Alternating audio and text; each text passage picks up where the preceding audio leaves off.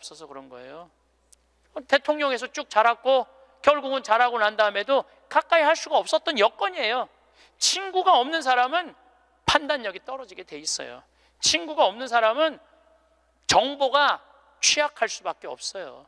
그 부모로부터 받은 후광 외에는 아무것도 없었던 거예요. 지금 와서 보니까. 여러분들 자식들도 정말로 답답하게 키우고 싶으면 계속 학원 보내면 돼요. 예. 그러면은 우리 대통령 같은 모습으로 나중에 변할 거예요.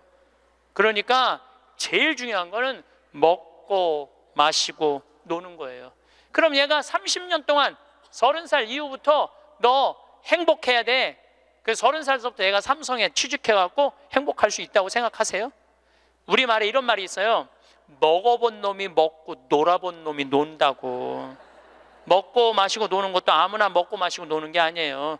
먹고 마시고 놀 줄 모르면은 얘는 나중에도 행복할 수가 없어요. 나는 직원들한테도 나중에 잘 안 해줘요. 언제 잘해줘? 지금 잘해줘. 지금 잘해주려면 지금 잘해줘. 왜 내가 학벌을 따지지 않느냐 하면은 매주 띄우는데 뭐하러 서울대 졸업장이 필요해? 매주만 잘 띄우면 되지. 그렇지 않아요? 아니 매주가 서울대생만 보면 나 잘 떠야 되겠다 이래요? 나는 행복한 사람이 매주도 잘 띄우더라고 보니까. 그렇다면 우리 인간은 잘 죽으려면 잘 살아야 돼요. 잘 사는 사람이 죽을 때 행복하게 죽을 수 있습니다. 이 세상에서 보통 안 먹고 안 마시고 안 놀고 고생한 사람이 70살에 당신 암이라고 그러면은 이분들이 공통적으로 하는 얘기가 있어요. 나는 억울해서 못 죽는다고. 공통적으로 하는 얘기가 그 얘기예요. 평생 고생만 하고 살았는데 나는 억울해서 못 죽는다고. 나는 호강해야 된다고. 이때부터 산삼을 캐와라, 좋은 의사를 대라, 다 소용없는 짓이에요. 그러니까 암 걸리기 전에, 당신 죽는다는 얘기하기 전에 이 삶을 만끽하고 삶의 기쁨 속에서 사실 필요가 있다는 겁니다. 그럼 우리나라 1살서부터 30살 행복하냐? 30살서부터 60살 행복하냐?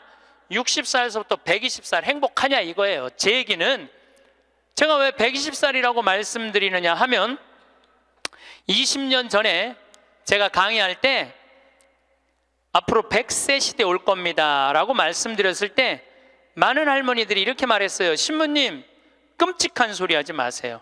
무슨 100살을 살아요? 그런데 요즘 텔레비전에 100세 안보장, 100세 연금보장 나와요 안 나와요? 나오죠? 이런 거 나올 줄 꿈에도 몰랐을 거예요. 그럼 앞으로 20년 후에 텔레비전에서 100세 안보장, 100세 연금보장 나올까요? 20년 후에는 120세 안보장, 120세 연금보장 나오게 돼 있어요.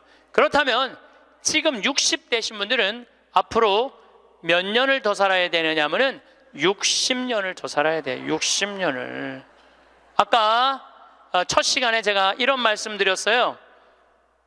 남편하고 자식들을 위해서 전부 바치지 말라고. 얼마만 바치라고? 반만 바치라고. 반은 누구를 위해서 남겨놔야 돼? 나를 위해서 남겨놔야 돼요.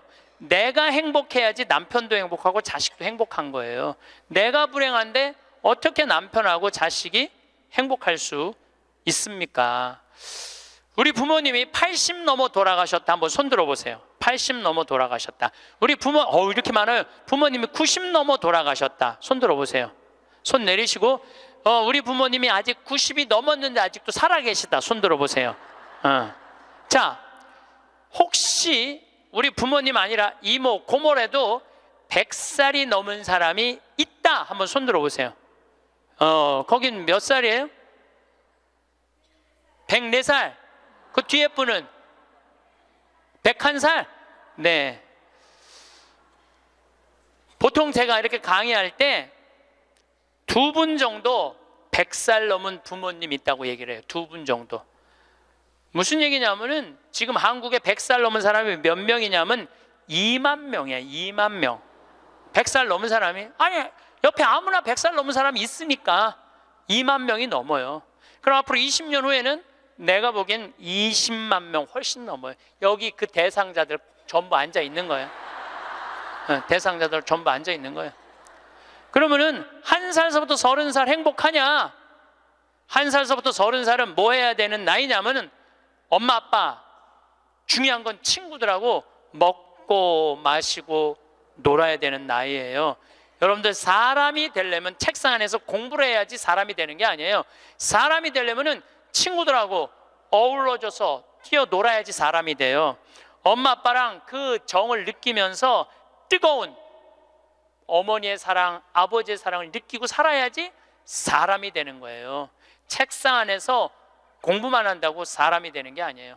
근데 초등학교 1학년 애가 엄마 아빠 친구들이랑 좀 먹고 마시고 놀라고 그랬더니 엄마 아빠가 이렇게 말합니다. 이놈의 새끼야, 네가 지금 먹고 마시고 놀 시간이 어디 있어? 공부해야지. 초등학교 1학년 애가. 제가 한동안 영어학원을 다녔어요. 잠비아 이제 가느냐고. 영어학원 이제 지하에다 주차를 해놓고 1층에 애들이 타요.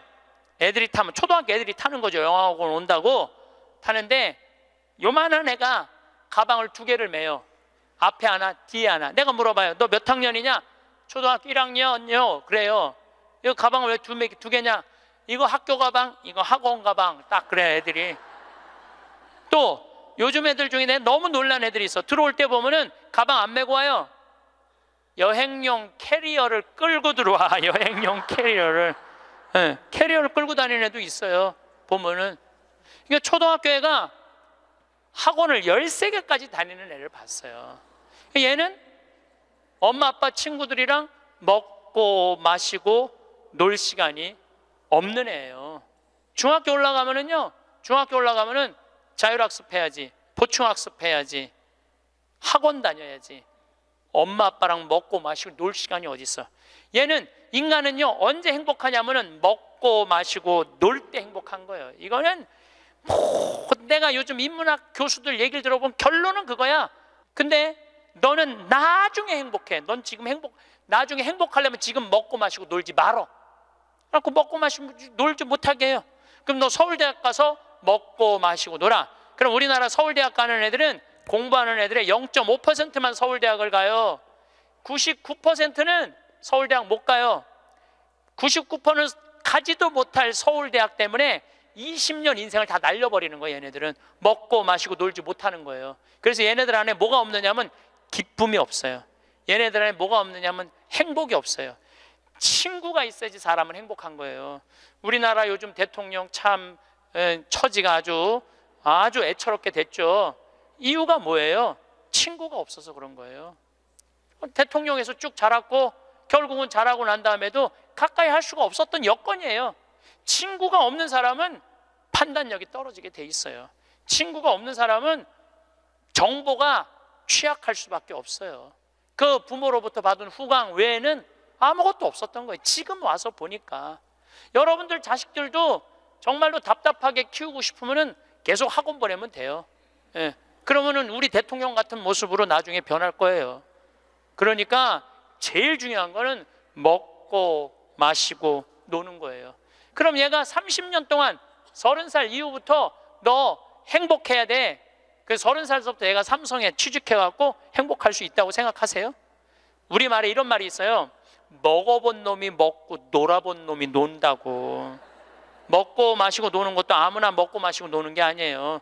먹고 마시고 놀 줄 모르면은 얘는 나중에도 행복할 수가 없어요. 나는 직원들한테도 나중에 잘 안 해줘요. 언제 잘해줘? 지금 잘해줘. 지금 잘해주려면 지금 잘해줘. 예.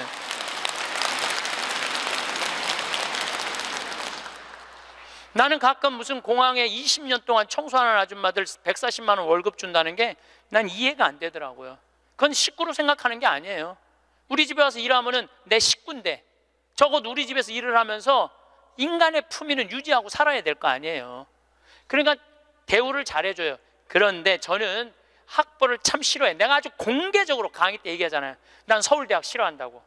싫어해요. 저는 내가 서울대학 1년에 한 번씩 특강 꼭 가지만 그래도 싫어해요. 그래도 싫어해요. 예.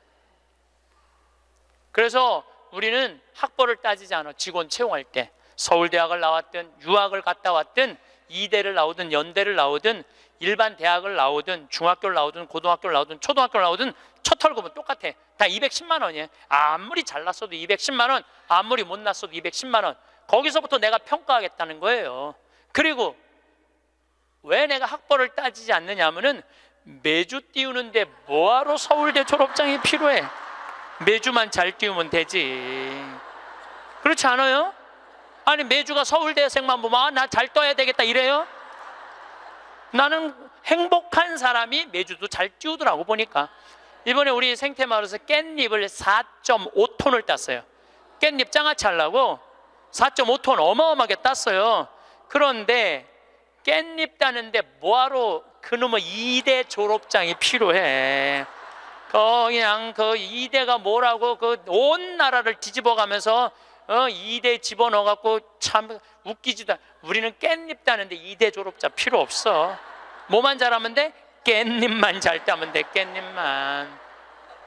그런데 우리 생태마을에 이렇게 대우가 좋고 나는 나름대로 어제도 제가 새벽에 부모님하고 좀 어디를 좀 갈 일이 있어갖고 새벽 4시에 집을 나오는데 별이 이게 여러분들하고 같이 나누고 싶어. 근데 새벽 4시에 평창에 있어야 돼. 그 시간에 얼마나 영롱하고 아름다운지 참 좋아요. 너무너무 행복한 곳이에요 우리 생태마을. 그런데 우리 생태마을에 누가 남아서 일을 하느냐 가만히 봤더니 이제까지 200명도 더 왔다 가고 이력서도 이렇게 쌓여 있어요. 취직하겠다고. 근데 결국은 어떤 사람이 남아있느냐 하면은 부모님하고 친구들하고 어렸을 때 먹고 마시고 논 애들이 남아서 일하더라고요.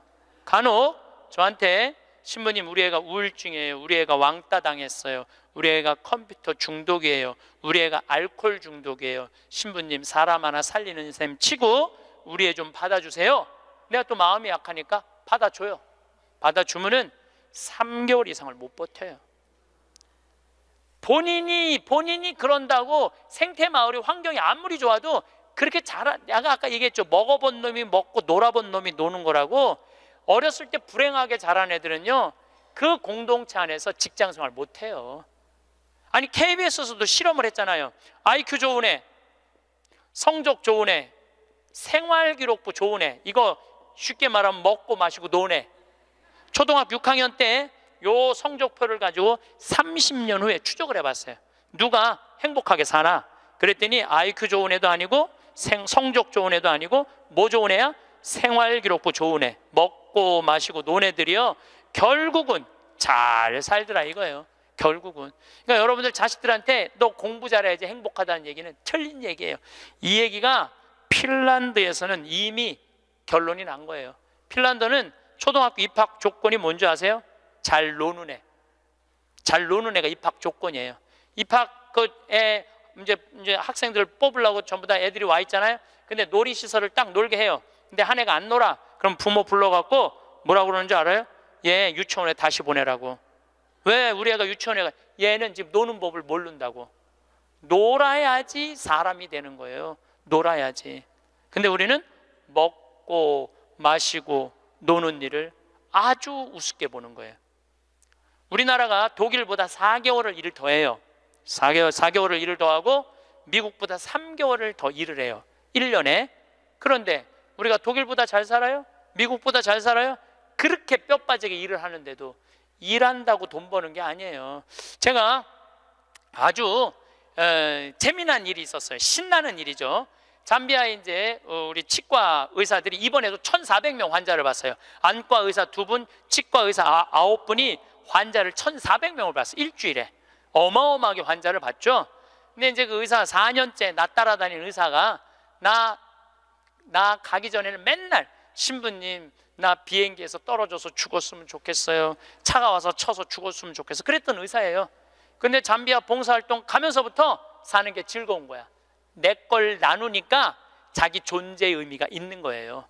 근데 이 의사가 참 돈을 많이 버는 의사예요. 그런데 왜 죽고 싶으냐? 건물은 큰 걸 사놓고 그 빚을 해대느냐고. 화장실 가는 게 아까워갖고 물을 안 마셔. 오줌 넣는 시간이 아까워갖고 진료 시간이. 그러니까 사는 게 즐겁지 않은 거죠. 여러분들 인생에 정말 힘든 게 뭔지 아세요? 확장 이전이에요. 여러분들 괜히 아파트 20평에서 40평 넓혀가는 거, 장사 잘 되는 가게 10평에서 40평 넓혀가는 거 다 고통의 시작이야. 그냥 있는 데서 살아요. 뭐하러 확장 이전을 해? 행복하지 않았던 거야. 근데 잠비아를 떠나면서부터 사는 게 즐겁기 시작한 거예요. 그리고 내가 얘기했어요. 인생은 화장실도 안 가고 진료하는 게 인생이 아니야. 먹고 마시고 노는 게 인생이야. 제발 먹고 마시고 놀아. 그랬더니 그때부터 먹고 마시고 놀기 시작하는 거예요. 일주일에 이틀 과감하게 놀고 1년에 성지순례 10일 나 따라가고 뭐 성지순례 뭐 다른 데 또 가고 뭐 호주 의사들 같이 여행 다니고 1년에 40일을 놀아요. 40일을 무지하게 노는 거예요. 그러니까 그 조카가 이제 군대 갔다 와서 아르바이트 하면서 그렇게 노니까 이모한테 그렇게 물어보더래요. 이모, 이 치과 월급은 나오는 거야? 이렇게 물어보더래요. 그런데 내가 물어봤어요. 그렇게 먹고 마시고 놀면서 진료할 때랑 화장실도 안 가고 진료할 때랑 어느 때 돈을 더 많이 버느냐? 그랬더니 요즘이 훨씬 많이 번대요. 그리고 세무서에서 연락 왔대요. 돈이 너무 많이 벌려갖고 세무조사 나올 테니까 직원들하고 또 어디 놀러 가라고. 그래서 이제 다음 달에 어디 정동진인가 직원들 데리고 놀러 간대요. 여러분들 집에서 청승 떨고 아무것도 안 마시고 지립대 일만 한다고 돈이 벌려지는 게 아니에요. 먹고 마시고 놀 때 돈도 많이 벌리는 거예요. 우리 생태마을 요즘 다 망한다고 그러잖아요. 우리 생태마을은 작년에 매출액이 45억이었는데 올해 50억이야. 50억. 얼마나 뭐 청국장 가루 깻잎 많이 팔리는지 몰라요. 하루에 2천만 원씩 팔려. 하루에 2천만 원씩. 요즘 내가 사장인데 내가 사장이 뭐 할 것 같아? 맨날 먹고 마시고 노는 거야. 맨날 먹고 마시고 노는 거야. 직원들 줄 거 다 주고 아끼지 않아요. 줄 거 다 주고. 그리고 이제 하도 이제 우리 신자가 아니라 비신자들이 물건을 많이 사니까 이제 사업자 등록을 해서 세금도 내요. 제가 세금을 내는데 1년에 2억 정도 세금이 나가요. 많이 나가요, 세금이. 그리고 우리 국장이 신부님 세금이 너무 많이 나가는데 현금은 신고하지 않아도 된다는 거예요. 그런 게 어디 있어? 현금도 다 신고해. 현금도 다 한 푼도 빼지 말고 다 야, 내가 신부로 사는데 왜 머리 복잡하게 살아? 그냥 있는 대로 보고하고 다 살아. 내가 세금 2억 내면은 국가가 그거 갖고 어려운 사람 도와주고 나라 돌아가는 거지. 그걸 그냥 이렇게 감추고 저렇게 감추다가 내가 가끔 우리 이제 세금 다 내요. 그래서 세금이 부담스럽더라고요. 다 한 달에 거의 2천만 원씩 세금이 나가니까. 그런데 텔레비전을 보면은 그 세금 떼어먹는다고 탈세한다고 대기업 총수들이 막 마스크 쓰고 막 휠체어 막 타고 막 침대에 누워서 막 들어왔다 나갔다 하는 거 보면서 내가 텔레비 보면서 한마디 해요. 내가 뭐라고 그러냐면 내고 살지. 아유, 내가 이렇게 말해요. 내고 살면 되지. 뭘 그렇게 돈이 많은데 그걸 그냥 돈을 아낀다고 나라 돈 빼먹어가면서 어려운 사람 나눠주는 거 빼먹어가면서 세금 내는 것도 내가 보기엔 자선이에요. 세금 내는 것도 국가가 잘 집행해야 되겠지만은 뭐 K 뭐 미르 이건 악다군이에요. 그 돈 없는 기업들한테 그 돈 뺏어가는 건 그건 악다군이 아니에요. 그 돈 갖고 직원들한테 저기 막 보너스나 주고 여행이나 보내주지. 그럼 대한민국이 밝을 텐데. 요즘 국회가 참 많이 싸우죠. 지치지도 않고 싸워. 내가 보기엔 야 어떻게 뭐 김정은이 지치지도 않고 핵 실험하듯이 우리나라 국회의원들도 지치지도 않고 싸워. 그런데 여소야대가 돼갖고 협치한다고? 그것도 말도 안 되는 소리예요. 우리나라 국회의원들이 안 싸우는 날은 언제 안 싸우느냐면 초등학교 교육제도가 바뀌는 거예요. 초등학교 교육제도가 노는 걸로 바뀌는 거. 여러분들 우리는 자녀들한테 행복을 가르쳐야 돼요. 자녀들한테. 근데 우리는 공부를 가르치고 있어. 애들한테 이 세상에 와갖고 행복한 걸 가르쳐야 되는데 공부를 가르치고 있어요. 이거 좀 생각해봐야 될 문제예요. 나는 자식들한테 행복을 가르쳤나 공부를 가르쳤나 한번 생각해봐요. 뭘 가르쳤어요? 공부 가르치지 않았어요? 행복을 가르쳐야죠. 왜 공부를 가르쳐요? 2006년에 우리나라가 1년에 10만 명씩 조기 유학을 보냈어요. 2006년에 그때 조기 유학 분불었어요. 얘네들이 딱 10년 지났어요. 결론이 나와 있어요. 지금 조기 유학 다 실패했어요. 90%가 다 실패했어요. 그러면은 초등학교 4학년, 5학년 애가 조기 유학을 떠나. 그러면 미국에 가면은요, 여권 심사대에서 막 영어로 막 물어봐요. 너 여기 왜 왔냐? 며칠 머무를 거냐? 뭐 때문에 왔느냐? 막 물어봐요. 그것도 한국말로 물어봐요? 영어로 물어봐요. 그럼 초등학교 4학년 애가 당황스러울 것 같아요? 안 당황스러울 것 같아요? 당황스럽죠. 그리고 미국에 딱 가갖고 수업을 하면은요, 아무리 한국에서 영어 공부 열심히 잘해도 못 알아들어요. 얼마 동안? 1년 동안 못 알아들어. 걔가 무슨 죄를 졌다고 1년 동안 말도 못 알아듣는 데서 고생을 해야 돼? 그리고 여러분들 인종차별, 여러분들은 잘 모르지만은 저는 정말로 외국을 많이 다니면서 확실하게 인종차별 느껴요. 신부인 난데도 아주 농담하는 애들 많아요. 너 뭐하러 혼자 사느냐? 막 하느님이 네 뭐 애인이냐? 막 이래가면서 웃기지도 않게 인종차별해요, 걔네들이. 그럼 초등학교 4학년 애가 그 인종차별을 다 겪는 거야. 그러면 한국에서 걔한테 유학 한번 보내려고 그러면 9.11 테러 이후부터 미국은 외국인을 공립학교에 받아들이지 않아요. 다 어디에 들어가야 되냐면 사립학교에 가야 돼. 사립학교는 중학교, 고등학교 1년에 4천만 원, 5천만 원이에요. 등록금이. 1년에요. 1년에 4천만 원, 5천만 원이에요. 3년에 5천만 원이 아니고 기숙사비 3천만 원이에요. 방학이 4번인데 거기 못 있어요. 부모 없으면은 한국에 들어왔다 나갔다 해야 돼. 그러면 얘는 혼자 간 애는 계속 들어왔다 나갔다 해야 돼요. 그럼 비행기 값 1,000만 원이야. 그럼 1억이 나가야 돼요. 유학 보내면은. 그럼 우리나라 대기업 연봉 1억이거든요. 1억이면은요, 아버지는 아무것도 안 쓰고 얘한테 다 보내야 돼. 아버지는 아무것도 안, 아버지도 먹고 마시고 놀아야 되는 사람인데 그걸 못 하는 거예요. 그러니까 자식하고 마누라 보내면은요, 더 아무것도 못 해. 그러니까 친구들도 하루 이틀 같이 놀아주는 거지. 저녁 같이 술도 못 먹자고 그래요. 내가 기러기 아빠들이랑 술 많이 먹었어. 옛날에 먹어보면 그 얘기를 하면 정말로 가슴이 아파요. 그러면은 하루 이틀 그러다가 이제 혼자 술집에 가는 거야. 혼자 술집에 뭐 장미 뭐 이런 데 가면은 그 아가씨가 아유 사장님 외로워 보여 이렇게 말하면은 내 마음을 알아주는 여자는 이 여자밖에 없구나. 그래서 뭐해? 사랑에 빠지는 거예요. 그걸 남들은 바람 핀다고 그러지. 그래서 바람 피는 거예요. 혼자 외로우니까. 인간은 어쩔 수가 없거든요. 그 시간에 집에 들어가갖고 아이하고 아내하고 해주는 거 맛있게 먹고 마시고 놀았으면 그 사람 바람 안 폈을 거예요.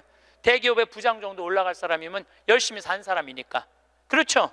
그러면은 애는 학교 가갖고 언어 안 돼, 인종차별 당해. 엄마는 또 미국 가갖고 애 학교 가면은 심심하잖아요. 거기서 또 놀고 있는 또 멀쩡하게 생긴 남자하고 또 외로우시겠어요 사모님. 그럼 거기서 또 이제 또 바람 피고, 아빠는 한국에서 바람 피고 엄마는 미국 가서 바람 피고, 애는 인종차별 언어에 갖고 정신 우울증에 걸리고, 그런 일이 벌어진다니까요. 한두 집이 아니라니까요. 뭐를 위해서 애를 유학을 보낸 거예요? 뭐를 위해서? 다 집안 풍비박산 만들어 놓고. 그러니까 애한테 공부를 가르치면 안 된다니까요. 행복을 가르쳐야 돼요. 우리가 뭐를 해서 행복한지. 그래서 10년 동안 간 애들 중에 정말로 한국에도 아니고 미국에도 아닌 애들 많아요. 이건 아무것도 아니야. 대학 졸업하고 유학을 가면요, 얘 심지라도 있어요. 대학 졸업해서 유학 가는 애들. 근데 초등학교 중학교 때 가는 애들은 심지도 없는 애들이야. 내가 한국인지 미국인지 구분도 안 되는 애들이야. 그래갖고 적응 안 되면은 중학교에 가면은 유학 온 한국 애들, 말 안 통하는 영어 안 되는 애들끼리 모여요.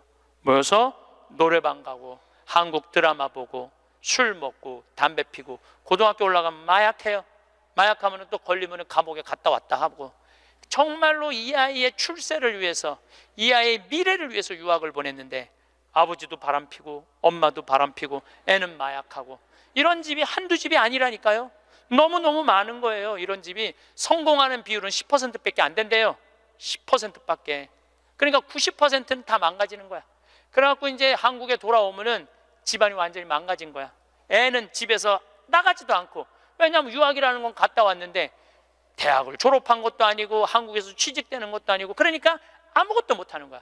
그래서 나한테 와서 신부님 얘 좀 고쳐달라는 거야. 자기가 10년 동안 망가뜨려 놓고 나한테 1시간 만에 고쳐달라는 거야. 내 안수하면 손에서 아무것도 안 나오는데 뭘로 고쳐 내가. 그런데 이제는 1년에 10만 명씩 가던 게 이제 3만 명밖에 안 가요. 왜? 실패한 게 결론이 났으니까. 나는 그러지 말자는 거예요. 그 1년에 1억씩 유학비 보낼 돈 있으면 그 돈 갖고 한국에서 엄마 아빠 자식이랑 행복하게 먹고 마시고 놀으라는 거예요. 그럼 이 집은 깨지지도 않고 애는 아주 건강하게 자랄 거예요. 우리가 아주 중요한 거를 놓치고 있는 거예요. 별거 없어. 인생이 뭐 그렇게 복잡해? 그리고 여러분들 출세 그것도 해봐야, 난 텔레비전 보면서 출세하는 거 한낱도 안 부러워요. 뭐 민정수석 무슨 수석들 지금 그게 사람 사는 거예요? 저런 모습이? 차라리 그 자리에 안 가면은 거짓말도 안 할 거 아니에요. 그 자리에 가면 어쩔 수 없이 거짓말하고. 어떻게 보면 여러분들이 훨씬 행복한 분들이에요. 여러분들은 거짓말 일이 뭐가 있어? 누가 돈을 갖다 줘야지 안 받았다고 그러지. 누가 돈을 갖다 줘야지 안 받았다고 그러지. 참. 자, 그렇다면은 30살에서부터 60살은 행복하냐? 대한민국에. 자, 이 30살에서부터 60살은 저는 인생의 황금기라고 생각해요. 여러분들, 여행은 가슴이 떨릴 때 가야지 다리가 떨릴 때 가면 안 된다니까요. 근데 이때 가야 될 때야. 가야 될 때야. 그런데 자식 공부시킨다고, 자식 출세시킨다고 나는 안 먹고 안 마시고 안 놀아. 30년 동안 그랬어. 그럼 이 사람은 30년 동안 껍데기 인생을 산 거예요. 자기 인생 산 거 아니에요. 자식만을 위해서 살았다고. 나는 자식 하나 잘 되면은 엄마의 기쁨이라고 그러는데 그것도 옛날에 45, 46까지 살 때 얘기예요. 이제 여러분들 120살 살면은요 자식이 90이 돼버려요. 그 자식 출세하는 거 여러분들 행복하고는 아무 상관이 없어요. 70살, 80살 된 자식하고 90살, 100살 된 여러분들하고 아무 상관이 없어요. 어떤 아버지가 딸을 공부를 잘 가르쳐놨어. 서울대학을 졸업해하고 삼성에 취직을 했어. 근데 이 딸이 잘난 척하고 남자 알기를 우습게 알고 시집을 한 거고 혼자 사는 거야. 아버지는 딸이 시집 가갖고 손자도 좀 안겨주고 좋은데 시집 가갖고 자기 호강도 시켜주기를 바랬는데 이게 혼자 사는 거예요. 설날 왔어 딸이. 그래서 아버지가 한마디 해요. 너 뭐가 부족해서 시집 안 가고 혼자 살고 있느냐고. 제발 시집 좀 가라고. 네가 학벌이 부족하냐, 미모가 부족하냐, 뭐가 부족한데 시집을 안 가냐고. 그랬더니 딸이 아버지를 보고 한다는 소리가, 아버지 답답한 소리 하지 말라고. 요즘 시집 가는 게 얼마나 힘든 줄 알아요? 뭐가 힘들어? 넌 부족한 거 없어. 다 갈 수 있어. 그랬더니 아버지 한심한 소리 하지 말라고. 아버지 대통령도 못 간 시집을 내가 어떻게 가? 생각해보니까 대통령도 시집도 못 가고, 시집만 못 가. 요즘은 아주 그냥 처지가 아주 곤궁하게 됐잖아요. 뭐 그래 또 아버지가 질 수가 있어? 그래서 한마디 더 해요. 그래? 그렇다면은 네가 그렇게 시집 안 가고 혼자 살 거면 너도 대통령이라도 좀 해보라고. 아버지도 좀 최순실처럼 호강 좀 해보게. 그랬더니 딸이 아버지 보고 한심한 눈으로 쳐봐도 한마디 더 해요. 아버지 답답한 소리 하지 말라고. 뭐가 답답한 소리야? 아버지가 대통령을 했어야지 나도 해볼 거 아니냐고.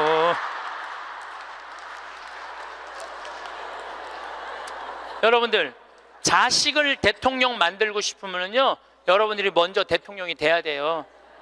자식을 출세시키고 싶으면 여러분들이 먼저 출세해야 돼요. 자식을 철들게 키우고 싶으면 누가 먼저 철이 들어야 돼? 여러분들이 먼저 철이 들어야 돼. 그런데 여러분들이 30살부터 60살까지 자식 출세만 바란다고 빈 껍데기로 30년을 살았어. 근데 여러분들이 철이 들 것 같아요? 지금 대한민국에 30살부터 60살 철든 사람이 얼마나 있을 것 같아요? 그래서 유학 보내고 자기는 한국에서 바람피고 아내는 미국 가서 바람피고 애는 정신병이 들어요? 철이 안 들은 거예요. 삶의 의미가 뭔지 모르고 살고 있는 거예요. 진정한 삶의 기쁨이, 진정한 삶의 행복이 뭔지 모르고 사는 거예요. 정말로 자식을 행복하게 키우고 싶어? 여러분들이 행복해야 돼요. 여기 이 셰익스피어가 아주 재미난 글을 썼어요. 중년에게 주는 9가지 교훈이라는 글을 썼어요. 한번 이 사람 한 몇 년, 한 400년 전 사람이 쓴 것 같은데 보세요. 첫째, 학생으로 계속 남아 있어라. 배움을 포기하는 순간 우리는 폭삭 늙기 시작한다. 그러니까 여러분들 학생이기를 포기하면 안 된다는 거예요. 끊임없이 배워야 돼. 애만 배우는 게 아니야. 여러분들 배우셔야 돼요. 공부도 하고. 저는 제가 30살에 환경공학을 공부했어요. 얼마나 좋은 공부였는지 몰라요. 내가 다닌 학교는 나는 아주대학 산업대학원을 다녔어요. 그런데 요즘 대학원 조금 돈이 좀 들어가서 그렇지 많아요. 가면은 뭐 내가 빵점도 받고 그랬지만은 그래도 석사학위도 받았어요. 공학 석사학위도 아주 재밌어요. 그리고 40이 돼갖고 글 쓰는 거 배웠어요. 글 쓰는 거 배워갖고 이 책도 지금 5권인가 책 냈잖아요. 얼마나 좋은지 몰라요. 요즘은 내가 유튜브를 통해서 정말 많이 배우고 있어요. 배우니까 참 재밌어요, 사는 게. 그러니까 여러분들도 배우는 걸 포기하시면 안 돼요. 둘째, 과거를 자랑하지 마라. 옛날 이야기밖에 가진 것이 없을 때 당신은 처량해진다. 삶을 사는 지혜는 지금 가지고 있는 것을 즐기는 것이다. 이거 세익스피어도 똑같이 말했어. 지금 가지고 있는 것을 즐기는 거야. 지금. 그러니까 뭐 나중도 생각하지 말어. 옛날도 생각하지 말어. 지금 오늘을 즐기면 되는 거예요. 있는 돈 갖고 나중에 쓰려고 그냥 쥐고 있지 말고 쓰세요. 내가 쓰라는 건 사치하라는 게 아니에요. 돈도 규모 있고 멋있게 쓸 수 있거든요. 쓰는 법도 나는 배워야 된다고 생각을 해. 세 번째, 젊은 사람과 경쟁하지 마라.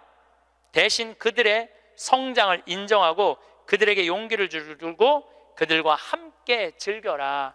이것도 참 좋은 얘기 같아요. 그래서 나는 우리 여주에 우리 젊은 신부님들 계속 많이 초청하고 있어요. 함께 같이 하자고. 근데 참 젊은 신부들이 같이 있으면 참 좋아요. 저는 우리 생태마을의 부관장 모임을 한 달에 한 번 꼭 해요. 출신 부관장 신부님들, 그 신부들이 싫어할 수도 있지만은 한 달에 한 번 젊은 신부들을 모이면은 내가 모르는 거 너무너무 많이 알려줘요. 그들과 함께 즐길 수 있는 것만 해도 좋은 거죠. 넷째, 부탁받지 않는 충고는 굳이 하려고 마라. 늙은이의 기우와 잔소리로 오해받는다. 이것저것 챙겨나지 말라는 거예요. 우리 어머니가 그런 거 참 잘하는데 챙겨나지 말라는 거예요. 다섯째, 삶을 철학으로 대체하지 말아라. 삶을 살으라는 얘기예요. 로미오가 한 말을 기억하라. 철학이 줄리엣을 만들 수 없다면 그런 철학은 지워버려라. 삶을, 현실을 살으라는 얘기예요. 괜히 개똥 철학하지 말고. 여섯째, 아름다움을 발견하고 즐겨라. 약간의 심미적 추구를 게을리하지 말아라. 그러니까 제가 이번 주 이선이 대전 공연이에요. 서울의 공연을 보니까 없더라고. 근데 우리 평창은 대전이나 서울이나 거리가 똑같아. 그래서 이제 대전으로 가는데 점점 나이를 먹으면 먹을수록 공연도 많이 가요. 저는 여기 이 삼성 여기 뭐 스퀘어인가 여기 공연 많이 와요. 예술의 전당도 많이 와요. 많이 와야 1년에 많이 온다고 그래. 1년에 2-3번이야. 그 2-3번이라도 공연을 즐길 수 있으면 삶이 굉장히 풍요로워지더라고요. 또 일곱째, 늙어가는 것을 불평하지 마라. 가엾어 보인다. 몇 번 들어주다 당신을 피하기 시작할 것이다. 나 늙은 거 자랑하지 말라는 거예요. 그것도 맞는 얘기 같아요. 늙은 거 누가 뭐 알아주기는 해요. 아무도 안 알아주죠. 나이 먹은 거 자랑 아니야, 내가 보기에는. 그리고 나이를 먹으려면 곱게 먹어야 돼. 나이값을 하고면서 늙어가야지. 나이값도 못하고 나이만 디립다 먹으면 그게 뭐가 자랑이에요. 여덟 번째, 젊은 사람에게 세상을 다 넘겨주지 말아라. 이건 뭐냐면 재산 주지 말라는 거예요. 그들에게 다 주는 순간 천덕꾸러기가 될 것이다. 여러분들 아까 제가 말씀드렸죠. 자식하고 남편한테 다 주지 말고 얼마만 주라고? 반만 주세요. 항상 오늘부터 마음도 반만 주세요. 다 주지 말고. 두 딸에게 배신당한 리어 왕처럼 춥고 배고픈 노년을 보내며 두 딸에게 죽게 될 것이다. 이 리어 왕이라는 이 셰익스피어 이 작품을 읽어보면 굉장히 재밌어요. 딸들한테 자기 왕권을 다 넘겨줘요. 왕권 넘겨준 딸 때문에 이 사람 죽어요. 왕이 결국은. 그러니까 여러분들도 자식들한테 다 넘겨주지 마세요. 여러분들의 인생을 사세요. 아직 여러분들 한참 남아있거든요. 아홉 번째, 죽음에 대해 자주 말하지 마라. 죽음보다 확실한 것은 없다. 인류 역사상 어떤 예외도 없었다. 확실히 오는 것을 일부러 맞으러 갈 필요는 없다. 삶을 탐닉해라. 그때까지 삶을 먹고 마시고 즐겨라 이 얘기예요. 먹고 마시고 즐겨라. 우리는 살기 위해 여기에 왔노라. 즐겁게 살라고 여기에 온 거란 얘기예요. 그러니까 이 30부터 60까지 여러분들은 나는 자식을 위해서 아무것도 안 한다, 이런 생각하지 말라는 거예요. 내 삶을 살아가라는 거예요. 그러면 60살서부터 120살은 행복하냐? 60살서부터 120살 나는 자식한테 바라는 거 하나도 없어. 나는 보상 심리가 없어. 이거 다 거짓말이에요. 자식한테 왜 바라는 게 없어요? 얼마나 많이 바라는데요. 자식이 용돈 안 갖다 주고 전화 안 하고 찾아오지 않으면 섭섭하다고 얘기합니다. 여기 있는 분들 다 그렇게 얘기해요. 얘기 안 하는 분들 거의 없다고 보면 돼요. 그런데 여러분들 60살서부터 120살까지 어떻게 자식이 60년 동안 효도를 할 수가 있어요? 그게 가능하다고 그런 생각 드세요? 나는 60년 동안 효도 받아 먹을 거야. 60살서부터 120살까지. 이거는 있을 수 없는 얘기예요. 그리고 늙어서 자식이 효도하면 행복하고 자식이 효도하지 않으면 불행하고. 왜? 늙어서 행복을 자식한테 떠넘겨. 그냥 내가 행복하면 안 돼요? 왜 자식한테 그걸 힘든 걸 넘겨요? 그리고 여러분들 자식들 중에 여러분들 집에 태어나고 싶어서 태어난 놈은 한 놈도 없어요. 여러분들이 좋아서 난 거지. 그러니까 뭘로 끝내야 되냐면 키운 걸로 끝내야 돼. 그런데 보상 심리가 있어요. 내 자식이 의사야. 그러면 내 주머니에 돈이 1,000만 원 있어도 이 할머니 절대 너 돈으로 가서 안 사 먹어.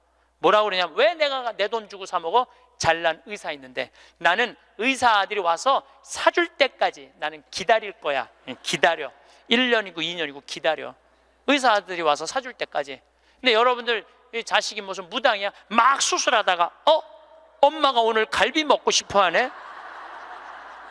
내가 가서 갈비 사줘야지. 전화해요. 엄마, 내가 막 수술하다가 생각이 나는데 엄마 오늘 갈비 먹고 싶었지? 내가 오늘 가서 사줄게 라고 전하는 자식은 대한민국에 단 한 명도 없습니다.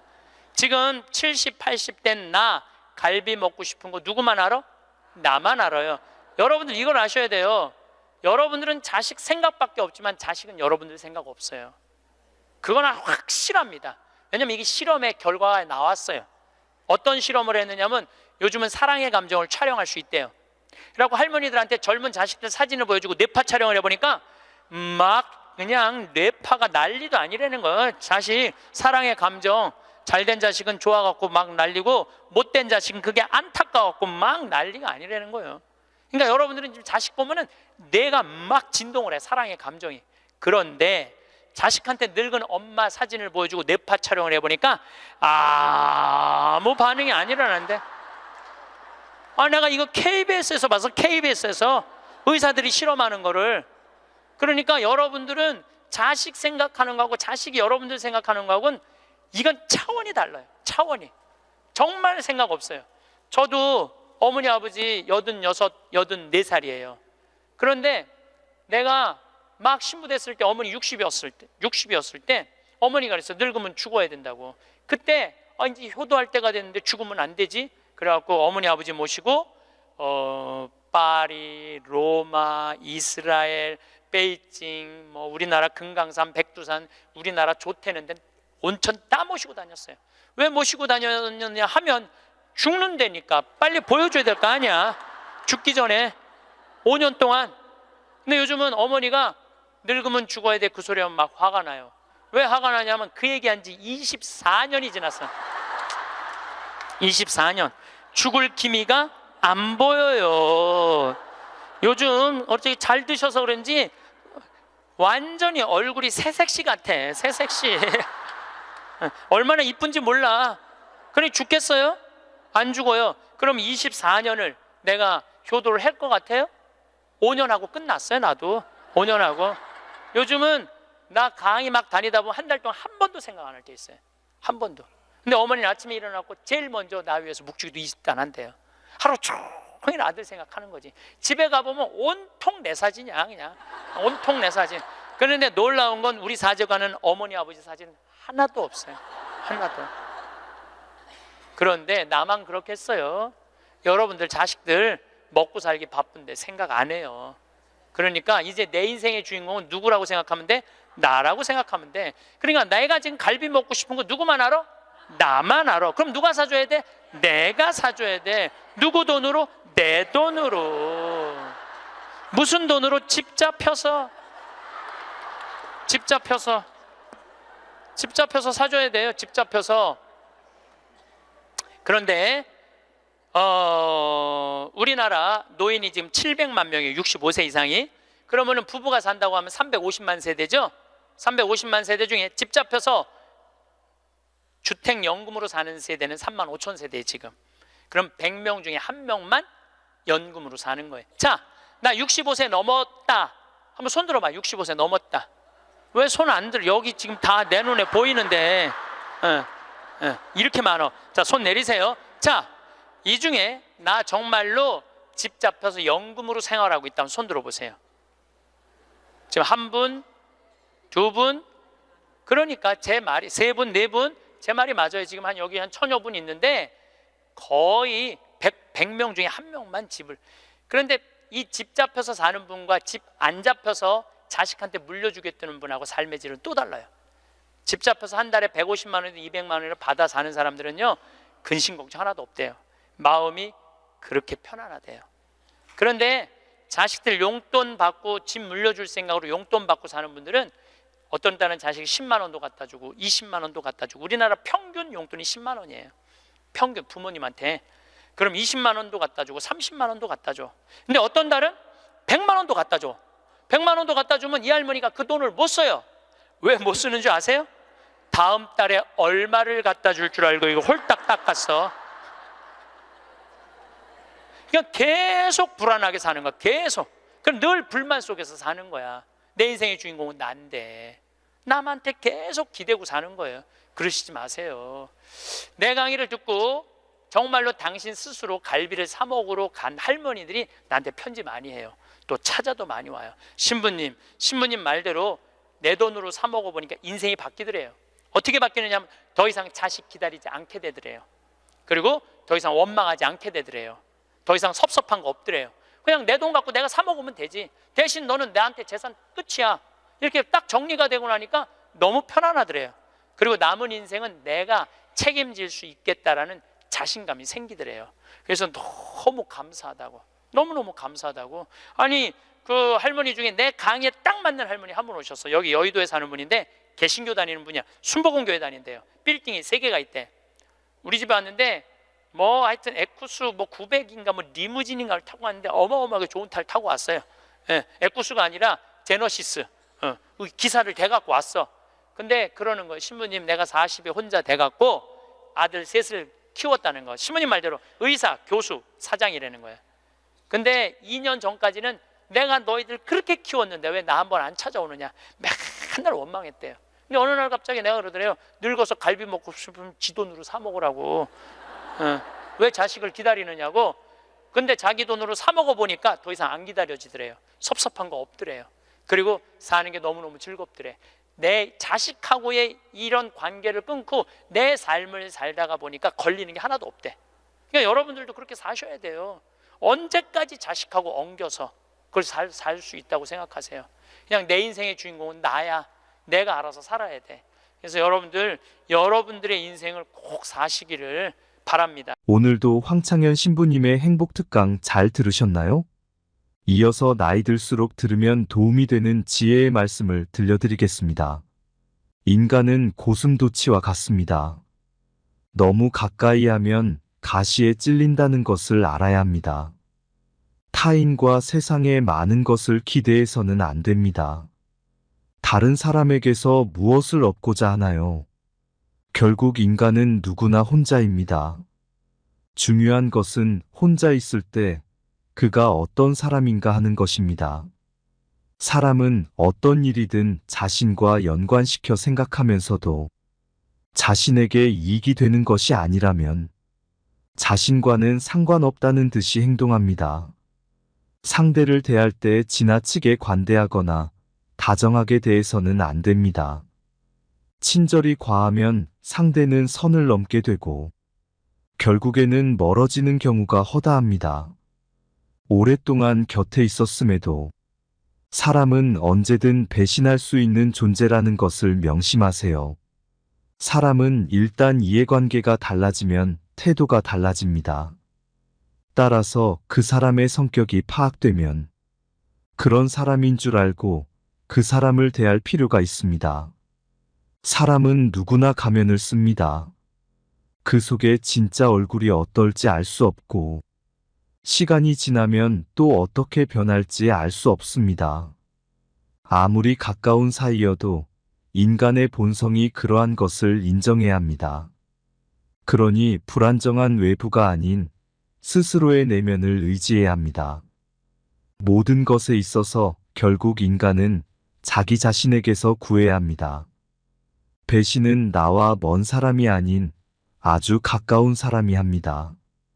배신을 천천히 할 사람과 빨리 할 사람만 있을 뿐이지 배신을 안 하는 사람은 없다고 차라리 그렇게 생각하는 것이 좋습니다. 그러니 아무리 가까운 사이였어도 의심이 들 때는 그냥 넘어가지 말고 검증의 과정을 거쳐야 합니다. 의심이 들면 바로 티내지 말고 일단 믿는 척 하세요. 그러면 상대는 곧 더 큰 거짓말을 할 것이고 곧 정체가 드러날 것입니다. 그리고 우연히 상대의 나쁜 면을 봤다면 잊지 말고 그 사람에게 맞는 태도를 취하는 것이 현명합니다. 나쁜 것을 알면서도 함께 있다면 그 사람에게 나도 모르게 물들게 됩니다. 거리를 두어야 할 때는 거리를 두는 것이 좋습니다. 힘든 인연을 붙잡고 있는 것만큼 어리석은 것은 없습니다. 우리는 오직 자기 자신에게만 의존해야 합니다.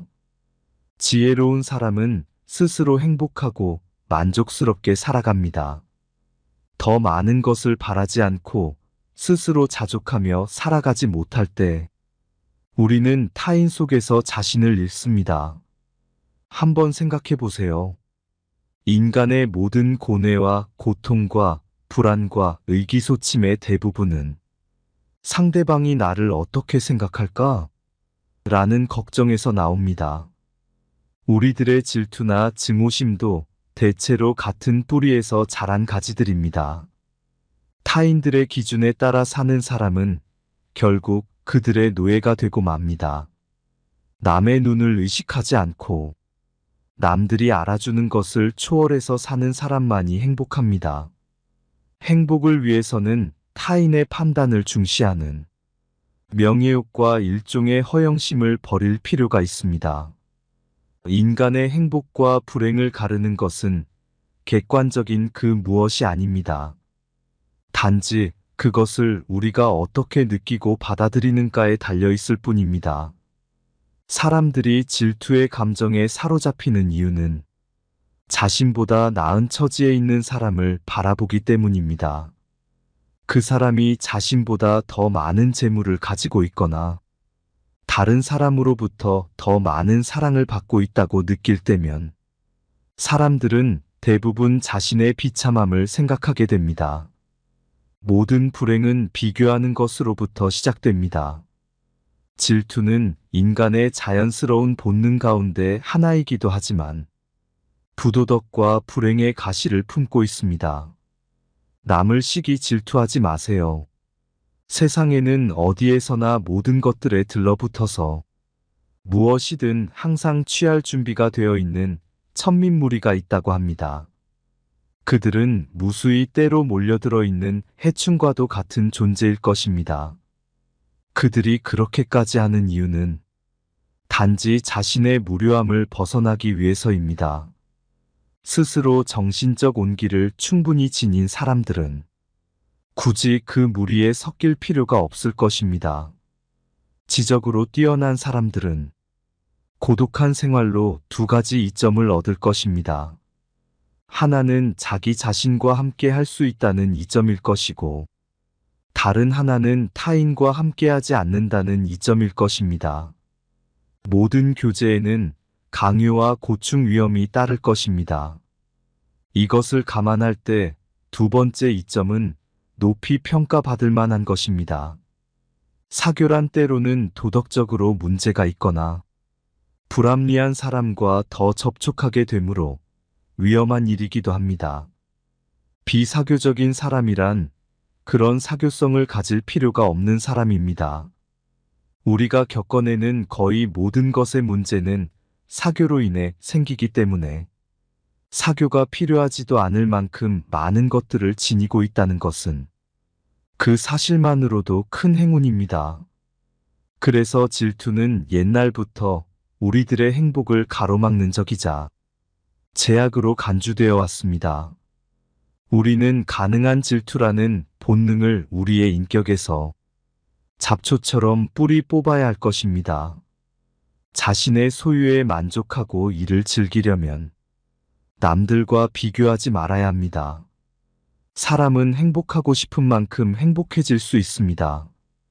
자기보다 더 잘 살고 더 많이 가진 자를 부러워하고 배 아파하는 사람은 결코 행복해질 수 없습니다. 행복하려면 자기보다 못한 자가 얼마나 많은가를 생각해야 합니다. 자기보다 불행한 사람을 찾아보는 것입니다. 자신을 위로하는 가장 빠른 방법입니다.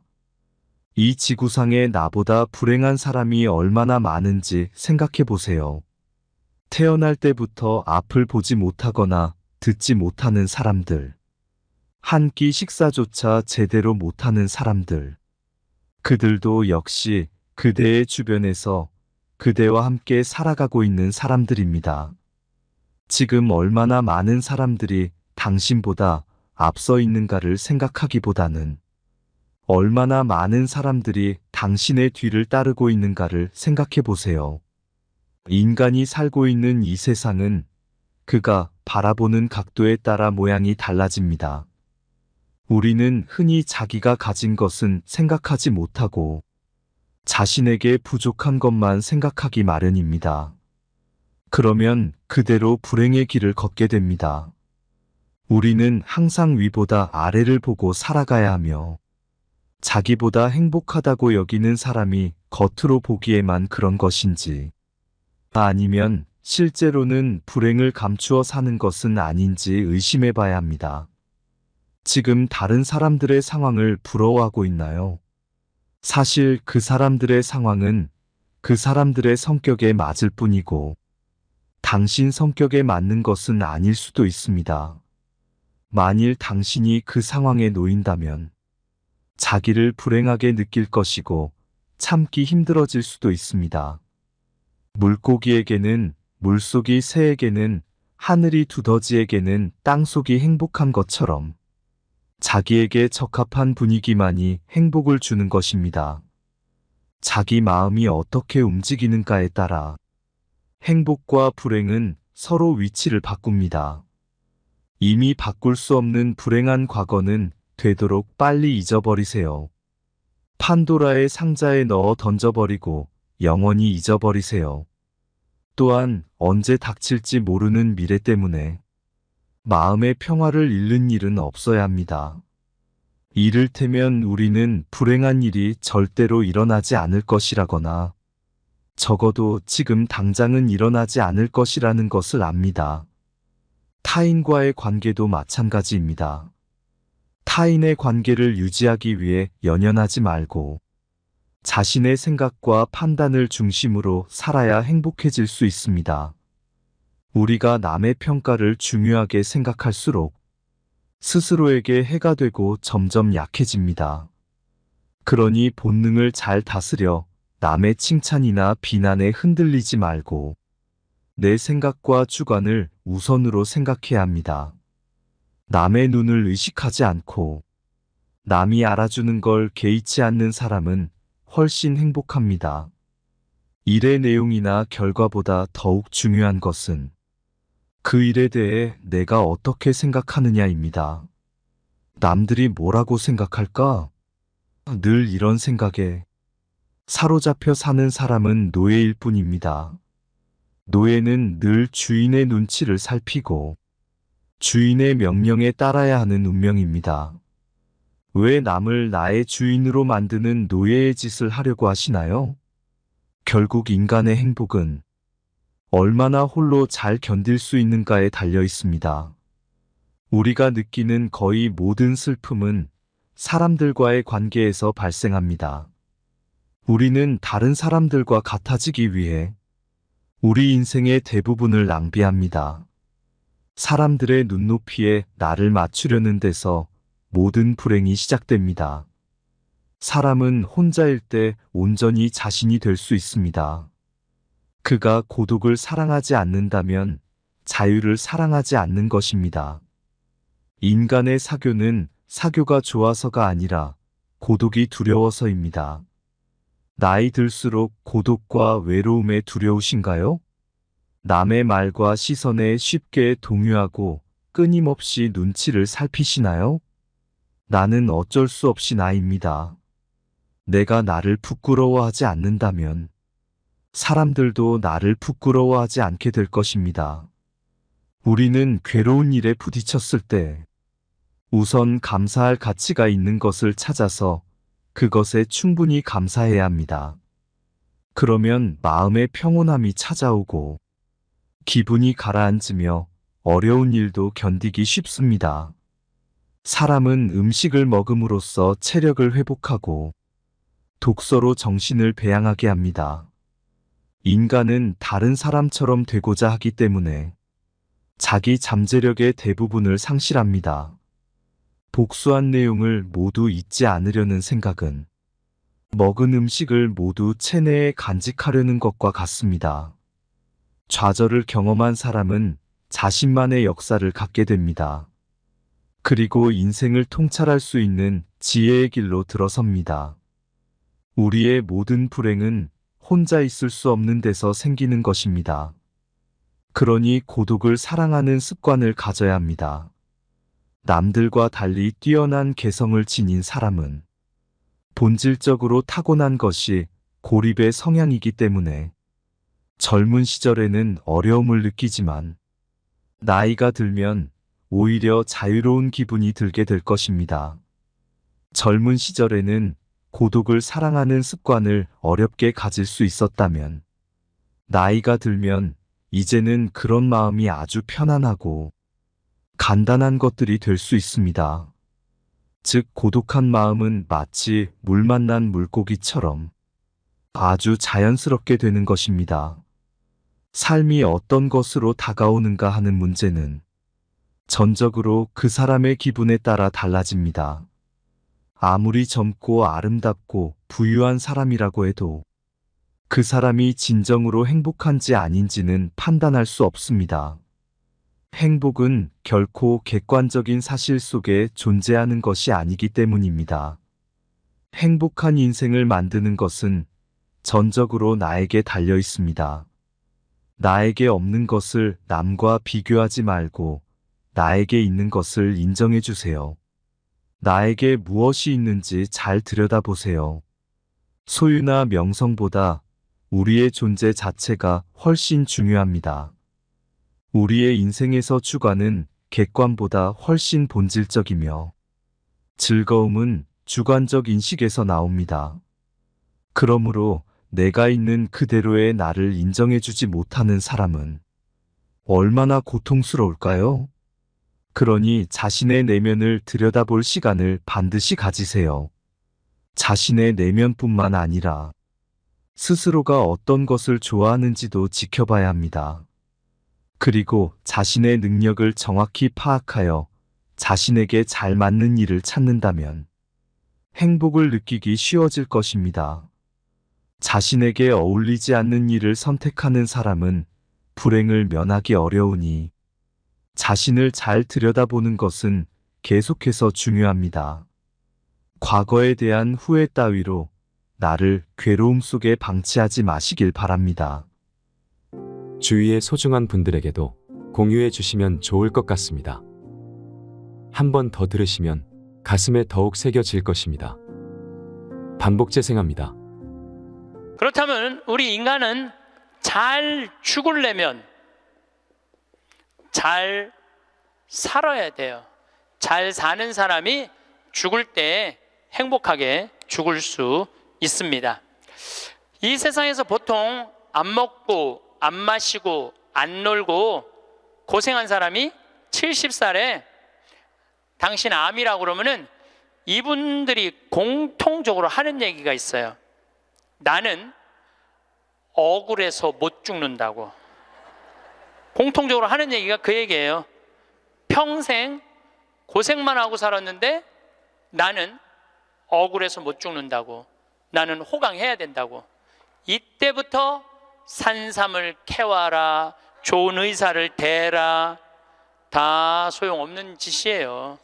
그러니까 암 걸리기 전에, 당신 죽는다는 얘기하기 전에 이 삶을 만끽하고 삶의 기쁨 속에서 사실 필요가 있다는 겁니다.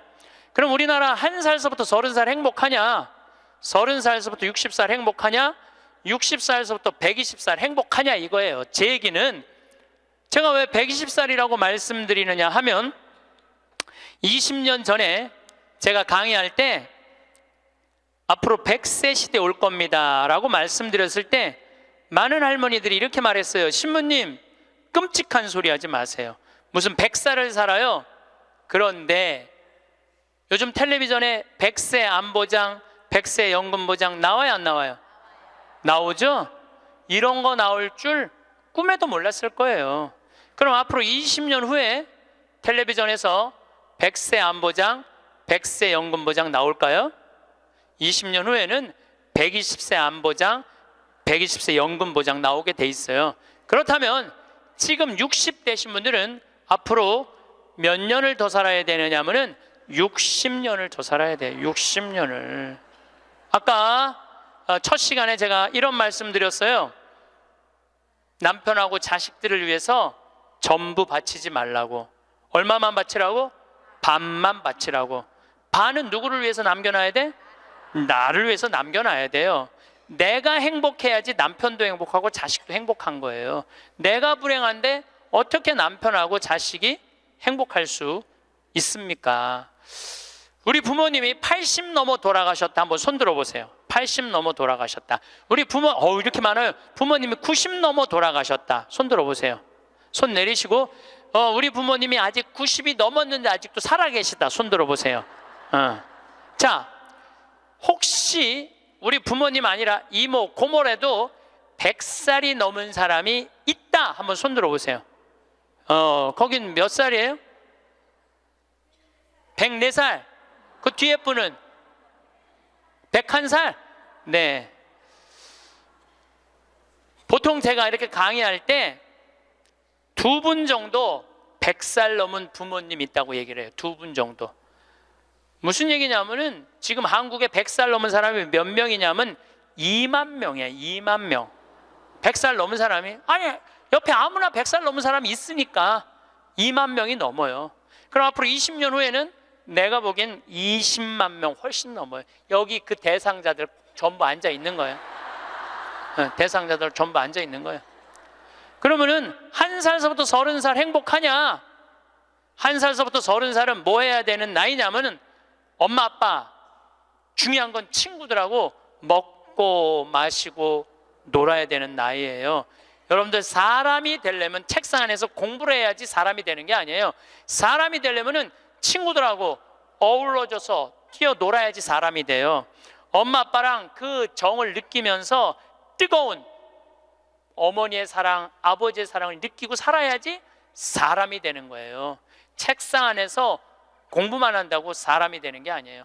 근데 초등학교 1학년 애가 엄마 아빠 친구들이랑 좀 먹고 마시고 놀라고 그랬더니 엄마 아빠가 이렇게 말합니다. 이놈의 새끼야, 네가 지금 먹고 마시고 놀 시간이 어디 있어? 공부해야지. 초등학교 1학년 애가. 제가 한동안 영어학원을 다녔어요. 잠비아 이제 가느냐고. 영어학원 이제 지하에다 주차를 해놓고 1층에 애들이 타요. 애들이 타면 초등학교 애들이 타는 거죠. 영어학원 온다고 타는데 요만한 애가 가방을 2개를 메요. 앞에 하나, 뒤에 하나. 내가 물어봐요. 너 몇 학년이냐? 초등학교 1학년요. 그래요. 이거 가방을 왜 2개냐? 이거 학교 가방, 이거 학원 가방. 딱 그래 애들이. 또 요즘 애들 중에 내가 너무 놀란 애들이 있어. 들어올 때 보면은 가방 안 메고 와요. 여행용 캐리어를 끌고 들어와. 여행용 캐리어를. 네, 캐리어를 끌고 다니는 애도 있어요. 보면은. 이게 초등학교 애가 학원을 13개까지 다니는 애를 봤어요. 얘는 엄마 아빠 친구들이랑 먹고 마시고 놀 시간이 없는 애예요. 중학교 올라가면은 자율학습 해야지, 보충학습 해야지, 학원 다녀야지. 엄마 아빠랑 먹고 마시고 놀 시간이 어디 있어? 인간은요 언제 행복하냐면은 먹고 마시고 놀 때 행복한 거예요. 이거는 내가 요즘 인문학 교수들 얘기를 들어보면 결론은 그거야. 근데 너는 나중에 행복해. 넌 지금 나중에 행복하려면 지금 먹고 마시고 놀지 말어. 그래갖고 먹고 마시고 놀지 못하게 해요.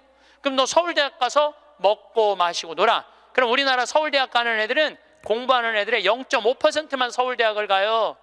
99%는 서울대학 못 가요. 99%는 가지도 못할 서울대학 때문에 20년 인생을 다 날려버리는 거예요. 얘네들은 먹고 마시고 놀지 못하는 거예요. 그래서 얘네들 안에 뭐가 없느냐면 기쁨이 없어요. 얘네들 안에 뭐가 없느냐면 행복이 없어요. 친구가 있어야지 사람은 행복한 거예요. 우리나라 요즘 대통령 참 처지가 아주 애처롭게 됐죠. 이유가 뭐예요? 친구가 없어서 그런 거예요. 대통령에서 쭉 자랐고 결국은 자라고 난 다음에도 가까이 할 수가 없었던 여건이에요. 친구가 없는 사람은 판단력이 떨어지게 돼 있어요. 친구가 없는 사람은 정보가 취약할 수밖에 없어요. 그 부모로부터 받은 후광 외에는 아무것도 없었던 거예요. 지금 와서 보니까. 여러분들 자식들도 정말로 답답하게 키우고 싶으면 계속 학원 보내면 돼요. 그러면은 우리 대통령 같은 모습으로 나중에 변할 거예요. 그러니까 제일 중요한 거는 먹고 마시고 노는 거예요. 그럼 얘가 30년 동안 30살 이후부터 너 행복해야 돼. 그 30살부터 얘가 삼성에 취직해갖고 행복할 수 있다고 생각하세요? 우리말에 이런 말이 있어요. 먹어본 놈이 먹고 놀아본 놈이 논다고. 먹고 마시고 노는 것도 아무나 먹고 마시고 노는 게 아니에요. 먹고 마시고 놀 줄 모르면은 얘는 나중에도 행복할 수가 없어요. 나는 직원들한테도 나중에 잘 안 해줘요. 언제 잘해줘? 지금 잘해줘. 지금 잘해주려면 지금 잘해줘.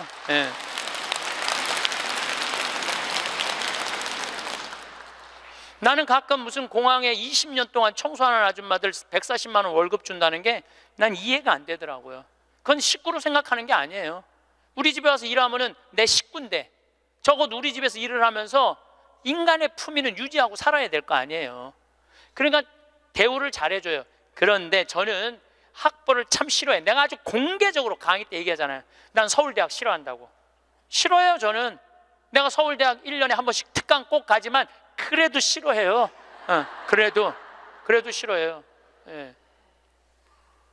그래서 우리는 학벌을 따지지 않아. 직원 채용할 때 서울대학을 나왔든 유학을 갔다 왔든 이대를 나오든 연대를 나오든 일반 대학을 나오든 중학교를 나오든 고등학교를 나오든 초등학교를 나오든 첫 월급은 똑같아. 다 210만 원이에요. 아무리 잘났어도 210만 원, 아무리 못났어도 210만 원.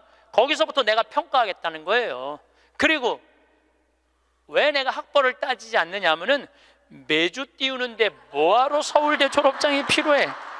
매주만 잘 띄우면 되지. 그렇지 않아요? 아니 매주가 서울대생만 보면 나 잘 떠야 되겠다 이래요? 나는 행복한 사람이 매주도 잘 띄우더라고 보니까. 이번에 우리 생태마을에서 깻잎을 4.5톤을 땄어요. 깻잎 장아찌 하려고 4.5톤 어마어마하게 땄어요. 그런데 깻잎 따는데 뭐하러 그놈의 2대 졸업장이 필요해? 그냥 그 2대가 뭐라고 그 온 나라를 뒤집어가면서 2대 집어넣어갖고 참 웃기지도. 우리는 깻잎 따는데 2대 졸업자 필요 없어. 뭐만 잘하면 돼? 깻잎만 잘 따면 돼. 깻잎만. 그런데 우리 생태마을에 이렇게 대우가 좋고 나는 나름대로 어제도 제가 새벽에 부모님하고 좀 어디를 좀 갈 일이 있어갖고 새벽 4시에 집을 나오는데 별이 이게 여러분들하고 같이 나누고 싶어. 근데 새벽 4시에 평창에 있어야 돼. 그 시간에 얼마나 영롱하고 아름다운지 참 좋아요. 너무너무 행복한 곳이에요 우리 생태마을. 그런데 우리 생태마을에 누가 남아서 일을 하느냐 가만히 봤더니 이제까지 200명도 더 왔다 가고 이력서도 이렇게 쌓여 있어요. 취직하겠다고. 근데 결국은 어떤 사람이 남아있느냐 하면은 부모님하고 친구들하고 어렸을 때 먹고 마시고 논 애들이 남아서 일하더라고요. 간혹 저한테 신부님 우리 애가 우울증이에요, 우리 애가 왕따 당했어요, 우리 애가 컴퓨터 중독이에요, 우리 애가 알코올 중독이에요, 신부님 사람 하나 살리는 셈 치고 우리 애 좀 받아주세요. 내가 또 마음이 약하니까 받아줘요. 받아주면은 3개월 이상을 못 버텨요. 본인이 그런다고 생태마을의 환경이 아무리 좋아도 그렇게 내가 아까 얘기했죠. 먹어본 놈이 먹고 놀아본 놈이 노는 거라고. 어렸을 때 불행하게 자란 애들은요, 그 공동체 안에서 직장생활 못해요. 아니 KBS에서도 실험을 했잖아요. IQ 좋은 애, 성적 좋은 애, 생활기록부 좋은 애, 이거 쉽게 말하면 먹고 마시고 노는 애. 초등학교 6학년 때 요 성적표를 가지고 30년 후에 추적을 해봤어요. 누가 행복하게 사나? 그랬더니 IQ 좋은 애도 아니고 성적 좋은 애도 아니고 뭐 좋은 애야? 생활기록부 좋은 애, 먹고 마시고 노는 애들이요, 결국은 잘 살더라 이거예요. 결국은. 그러니까 여러분들 자식들한테 너 공부 잘해야지 행복하다는 얘기는 틀린 얘기예요. 이 얘기가 핀란드에서는 이미 결론이 난 거예요. 핀란드는 초등학교 입학 조건이 뭔지 아세요? 잘 노는 애. 잘 노는 애가 입학 조건이에요. 입학 이제 학생들 뽑으려고 전부 다 애들이 와 있잖아요. 근데 놀이시설을 딱 놀게 해요. 근데 한 애가 안 놀아. 그럼 부모 불러갖고 뭐라고 그러는지 알아요? 얘 유치원에 다시 보내라고. 왜? 우리 애가 유치원에 가? 얘는 지금 노는 법을 모른다고. 놀아야지 사람이 되는 거예요. 놀아야지. 근데 우리는 먹고 마시고 노는 일을 아주 우습게 보는 거예요. 우리나라가 독일보다 4개월을 일을 더 해요. 4개월을 일을 더 하고 미국보다 3개월을 더 일을 해요. 1년에. 그런데 우리가 독일보다 잘 살아요? 미국보다 잘 살아요? 그렇게 뼈 빠지게 일을 하는데도 일한다고 돈 버는 게 아니에요. 제가 아주 재미난 일이 있었어요. 신나는 일이죠. 잠비아에 이제 우리 치과 의사들이 이번에도 1,400명 환자를 봤어요. 안과 의사 2분, 치과 의사 9분이 환자를 1,400명을 봤어요. 일주일에. 어마어마하게 환자를 봤죠. 근데 이제 그 의사 4년째 나 따라다니는 의사가 나 가기 전에는 맨날 신부님 나 비행기에서 떨어져서 죽었으면 좋겠어요. 차가 와서 쳐서 죽었으면 좋겠어. 그랬던 의사예요. 근데 잠비아 봉사활동 가면서부터 사는 게 즐거운 거야. 내 걸 나누니까 자기 존재의 의미가 있는 거예요. 근데 이 의사가 참 돈을 많이 버는 의사예요. 그런데 왜 죽고 싶으냐? 건물은 큰 걸 사놓고 그 빚을 해대느냐고.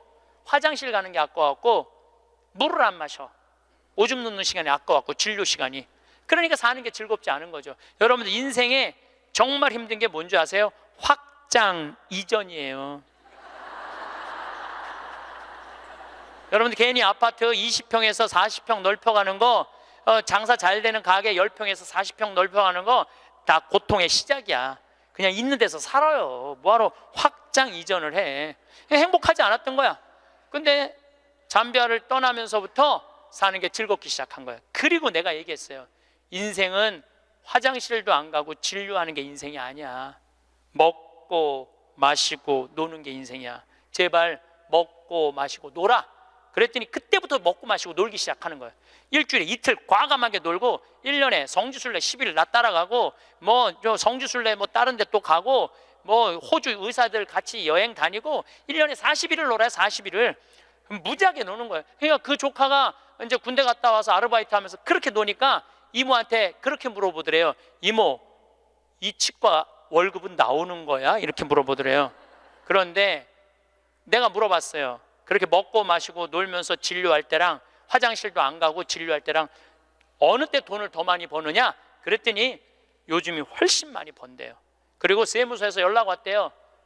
돈이 너무 많이 벌려갖고 세무조사 나올 테니까 직원들하고 또 어디 놀러 가라고. 그래서 이제 다음 달에 어디 정동진인가 직원들 데리고 놀러 간대요.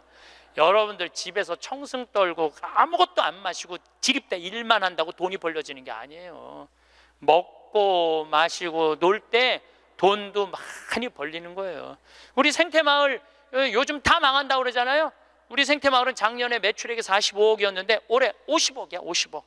얼마나 뭐 청국장 가루 깻잎 많이 팔리는지 몰라요.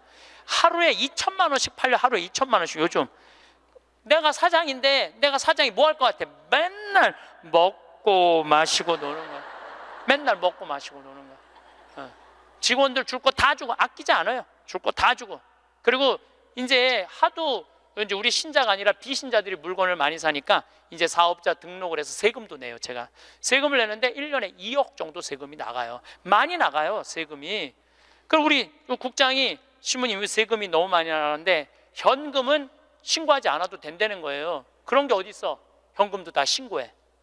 현금도 다 한 푼도 빼지 말고 다 야, 내가 신부로 사는데 왜 머리 복잡하게 살아? 그냥 있는 대로 보고하고 다 살아. 내가 세금 2억 내면은 국가가 그거 갖고 어려운 사람 도와주고 나라 돌아가는 거지. 그걸 그냥 이렇게 감추고 저렇게 감추다가 내가 가끔 우리 이제 세금 다 내요. 그래서 세금이 부담스럽더라고요. 다 한 달에 거의 2천만 원씩 세금이 나가니까. 그런데 텔레비전을 보면은 그 세금 떼어먹는다고 탈세한다고 대기업 총수들이 막 마스크 쓰고 막 휠체어 막 타고 막 침대에 누워서 막 들어왔다 나갔다 하는 거 보면서 내가 텔레비 보면서 한마디 해요.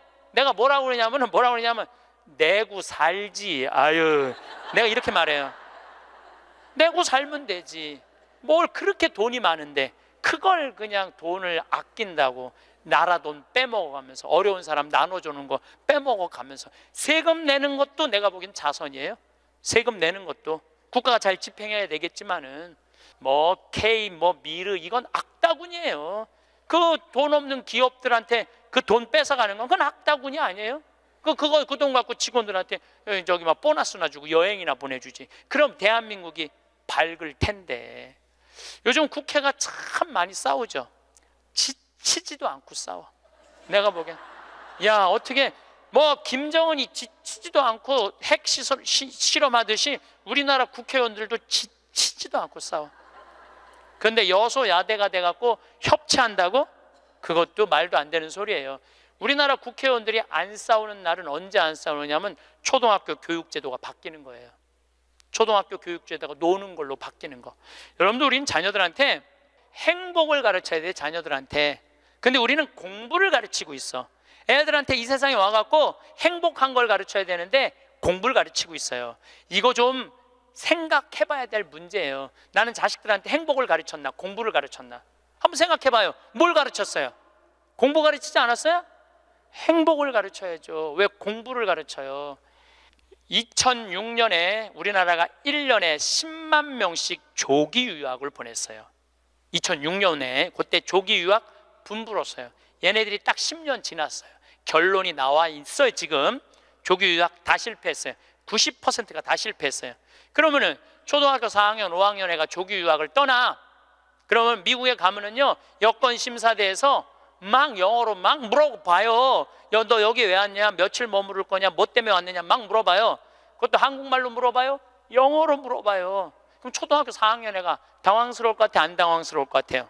당황스럽죠. 그리고 미국에 딱 가갖고 수업을 하면은요 아무리 한국에서 영어 공부 열심히 잘해도 못 알아들어요. 얼마 동안? 1년 동안 못 알아들어. 걔가 무슨 죄를 졌다고 1년 동안 말도 못 알아듣는 데서 고생을 해야 돼? 그리고 여러분들 인종차별 여러분들은 잘 모르지만은 저는 정말로 외국을 많이 다니면서 확실하게 인종차별 느껴요. 신부인 난데도 아주 농담하는 애들 많아요. 너 뭐하러 혼자 사느냐? 막 하느님이 네 뭐 애인이냐? 막 이래가면서 웃기지도 않게 인종차별해요. 걔네들이. 그럼 초등학교 4학년 애가 그 인종차별을 다 겪는 거야. 그러면 한국에서 걔한테 유학 한번 보내려고 그러면 9.11 테러 이후부터 미국은 외국인을 공립학교에 받아들이지 않아요. 다 어디에 들어가야 되냐면 사립학교에 가야 돼. 사립학교는 중학교, 고등학교 1년에 4천만 원, 5천만 원이에요. 등록금이. 1년에요. 1년에 4천만 원, 5천만 원이에요.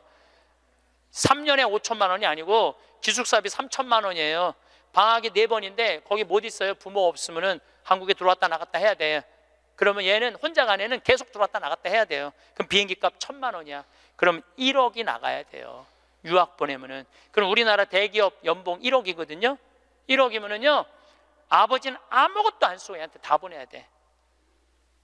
아버지는 아무것도 안, 아버지도 먹고 마시고 놀아야 되는 사람인데 그걸 못 하는 거예요. 그러니까 그냥 자식하고 마누라 보내면은요 더 아무것도 못 해. 그러니까 친구들도 하루 이틀 같이 놀아주는 거지. 저녁까지 술도 못 먹자고 그래요. 내가 기러기 아빠들이랑 술 많이 먹었어. 옛날에 먹어보면 그 얘기를 하면 정말로 가슴이 아파요. 그러면은 하루 이틀 그러다가 이제 혼자 술집에 가는 거야. 혼자 술집에 뭐 장미 뭐 이런 데 가면은 그 아가씨가 아유 사장님 외로워 보여 이렇게 말하면은 내 마음을 알아주는 여자는 이 여자밖에 없구나. 그래서 뭐해? 사랑에 빠지는 거예요. 그걸 남들은 바람 핀다고 그러지. 예. 그래서 바람 피는 거예요. 혼자 외로우니까. 인간은 어쩔 수가 없거든요. 그 시간에 집에 들어가갖고 아이하고 아내하고 해주는 거 맛있게 먹고 마시고 놀았으면 그 사람 바람 안 폈을 거예요. 대기업의 부장 정도 올라갈 사람이면 열심히 산 사람이니까. 그렇죠? 그러면은 애는 학교 가갖고 언어 안 돼, 인종차별 당해. 엄마는 또 미국 가갖고 애 학교 가면은 심심하잖아요. 거기서 또 놀고 있는 또 멀쩡하게 생긴 남자하고 또 외로우시겠어요 사모님. 그럼 거기서 또 이제 또 바람 피고, 아빠는 한국에서 바람 피고 엄마는 미국 가서 바람 피고, 애는 인종차별 언어에 갖고 정신 우울증에 걸리고, 그런 일이 벌어진다니까요. 한두 집이 아니라니까요. 뭐를 위해서 애를 유학을 보낸 거예요? 뭐를 위해서? 다 집안 풍비박산 만들어 놓고. 그러니까 애한테 공부를 가르치면 안 된다니까요. 행복을 가르쳐야 돼요. 우리가 뭐를 해서 행복한지. 그래서 10년 동안 간 애들 중에 정말로 한국에도 아니고 미국에도 아닌 애들 많아요. 이건 아무것도 아니야. 대학 졸업하고 유학을 가면요, 얘 심지라도 있어요. 대학 졸업해서 유학 가는 애들. 근데 초등학교 중학교 때 가는 애들은 심지도 없는 애들이야.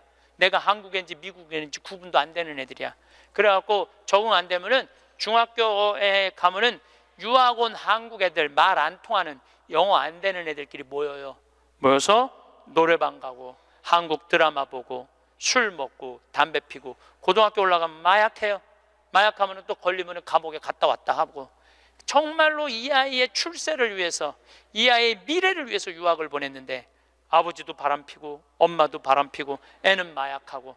이런 집이 한두 집이 아니라니까요. 너무너무 많은 거예요. 이런 집이 성공하는 비율은 10%밖에 안 된대요. 10%밖에. 그러니까 90%는 다 망가지는 거야. 그래갖고 이제 한국에 돌아오면은 집안이 완전히 망가진 거야. 애는 집에서 나가지도 않고. 왜냐하면 유학이라는 건 갔다 왔는데 대학을 졸업한 것도 아니고 한국에서 취직되는 것도 아니고, 그러니까 아무것도 못하는 거야. 그래서 나한테 와서 신부님 얘 좀 고쳐달라는 거야. 자기가 10년 동안 망가뜨려 놓고 나한테 1시간 만에 고쳐달라는 거야. 내 안수하면 손에서 아무것도 안 나오는데 뭘로 고쳐 내가. 그런데 이제는 1년에 10만 명씩 가던 게 이제 3만 명밖에 안 가요. 왜? 실패한 게 결론이 났으니까. 나는 그러지 말자는 거예요. 그 1년에 1억씩 유학비 보낼 돈이 있으면 그 돈 갖고 한국에서 엄마 아빠 자식이랑 행복하게 먹고 마시고 놀으라는 거예요. 그럼 이 집은 깨지지도 않고 애는 아주 건강하게 자랄 거예요. 우리가 아주 중요한 거를 놓치고 있는 거예요. 별거 없어. 인생이 뭐 그렇게 복잡해?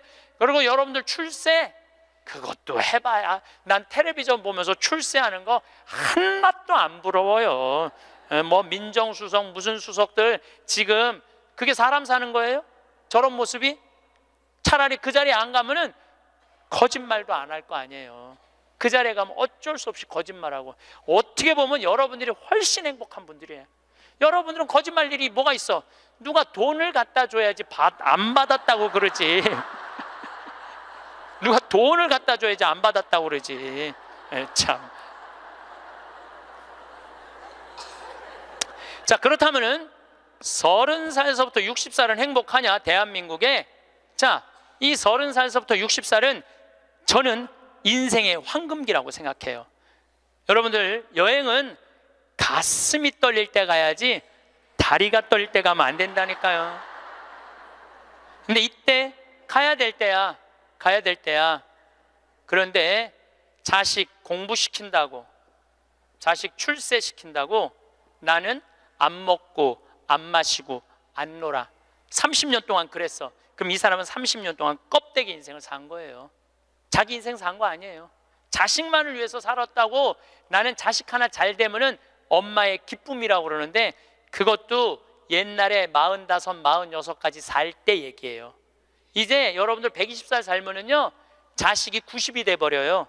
그 자식 출세하는 거 여러분들 행복하고는 아무 상관이 없어요. 70살 80살 된 자식하고 90살 100살 된 여러분들하고 아무 상관이 없어요. 어떤 아버지가 딸을 공부를 잘 가르쳐놨어. 서울대학을 졸업하고 삼성에 취직을 했어. 근데 이 딸이 잘난 척하고 남자 알기를 우습게 알고 시집을 한 거, 혼자 사는 거야. 아버지는 딸이 시집 가갖고 손자도 좀 안겨주고 좋은데 시집 가갖고 자기 호강도 시켜주기를 바랬는데 이게 혼자 사는 거예요. 설날 왔어 딸이. 그래서 아버지가 한마디 해요. 너 뭐가 부족해서 시집 안 가고 혼자 살고 있느냐고. 제발 시집 좀 가라고. 네가 학벌이 부족하냐, 미모가 부족하냐, 뭐가 부족한데 시집을 안 가냐고. 그랬더니 딸이 아버지를 보고 한다는 소리가, 아버지 답답한 소리 하지 말라고. 요즘 시집 가는 게 얼마나 힘든 줄 알아요? 뭐가 힘들어? 넌 부족한 거 없어. 다 갈 수 있어. 그랬더니 아버지 한심한 소리 하지 말라고. 아버지 대통령도 못 간 시집을 내가 어떻게 가? 생각해보니까 대통령도 시집도 못 가고, 시집만 못 가. 요즘 아주 그냥 처지가 아주 곤궁하게 됐잖아요. 뭐 그래 또 아버지가 질 수가 있어? 그래서 한마디 더 해요. 그래? 그렇다면은 네가 그렇게 시집 안 가고 혼자 살 거면 너도 대통령이라도 좀 해보라고. 아버지도 좀 최순실처럼 호강 좀 해보게. 그랬더니 딸이 아버지 보고 한심한 눈으로 쳐봐도 한마디 더 해요. 아버지 답답한 소리 하지 말라고. 뭐가 답답한 소리야? 아버지가 대통령을 했어야지 나도 해볼 거 아니냐고.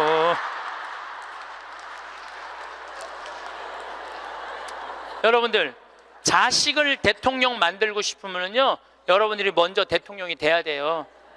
자식을 출세시키고 싶으면 여러분들이 먼저 출세해야 돼요.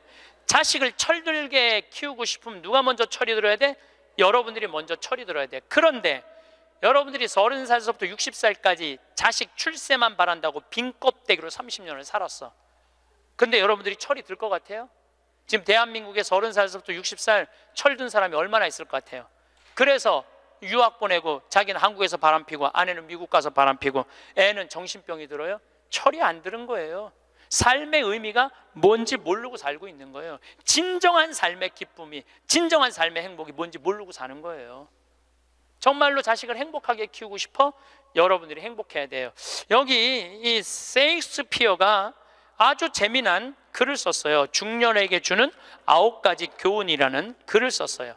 한번 이 사람 한 몇 년, 한 400년 전 사람이 쓴 것 같은데 보세요. 첫째, 학생으로 계속 남아있어라.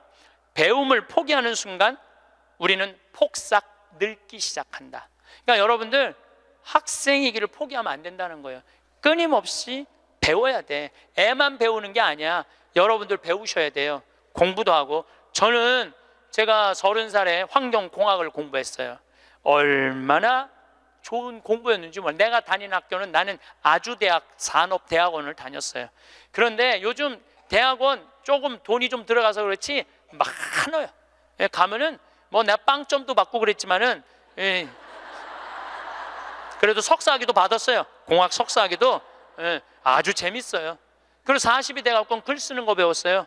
글 쓰는 거 배워갖고 이 책도 지금 5권인가 책 냈잖아요. 얼마나 좋은지 몰라요. 요즘은 내가 유튜브를 통해서 정말 많이 배우고 있어요. 배우니까 참 재밌어요, 사는 게. 그러니까 여러분들도 배우는 걸 포기하시면 안 돼요. 둘째, 과거를 자랑하지 마라. 옛날 이야기밖에 가진 것이 없을 때 당신은 처량해진다. 삶을 사는 지혜는 지금 가지고 있는 것을 즐기는 것이다. 이거 셰익스피어도 똑같이 말했어. 지금 가지고 있는 것을 즐기는 거야. 지금. 그러니까 뭐 나중도 생각하지 말어. 옛날도 생각하지 말어. 지금 오늘을 즐기면 되는 거예요.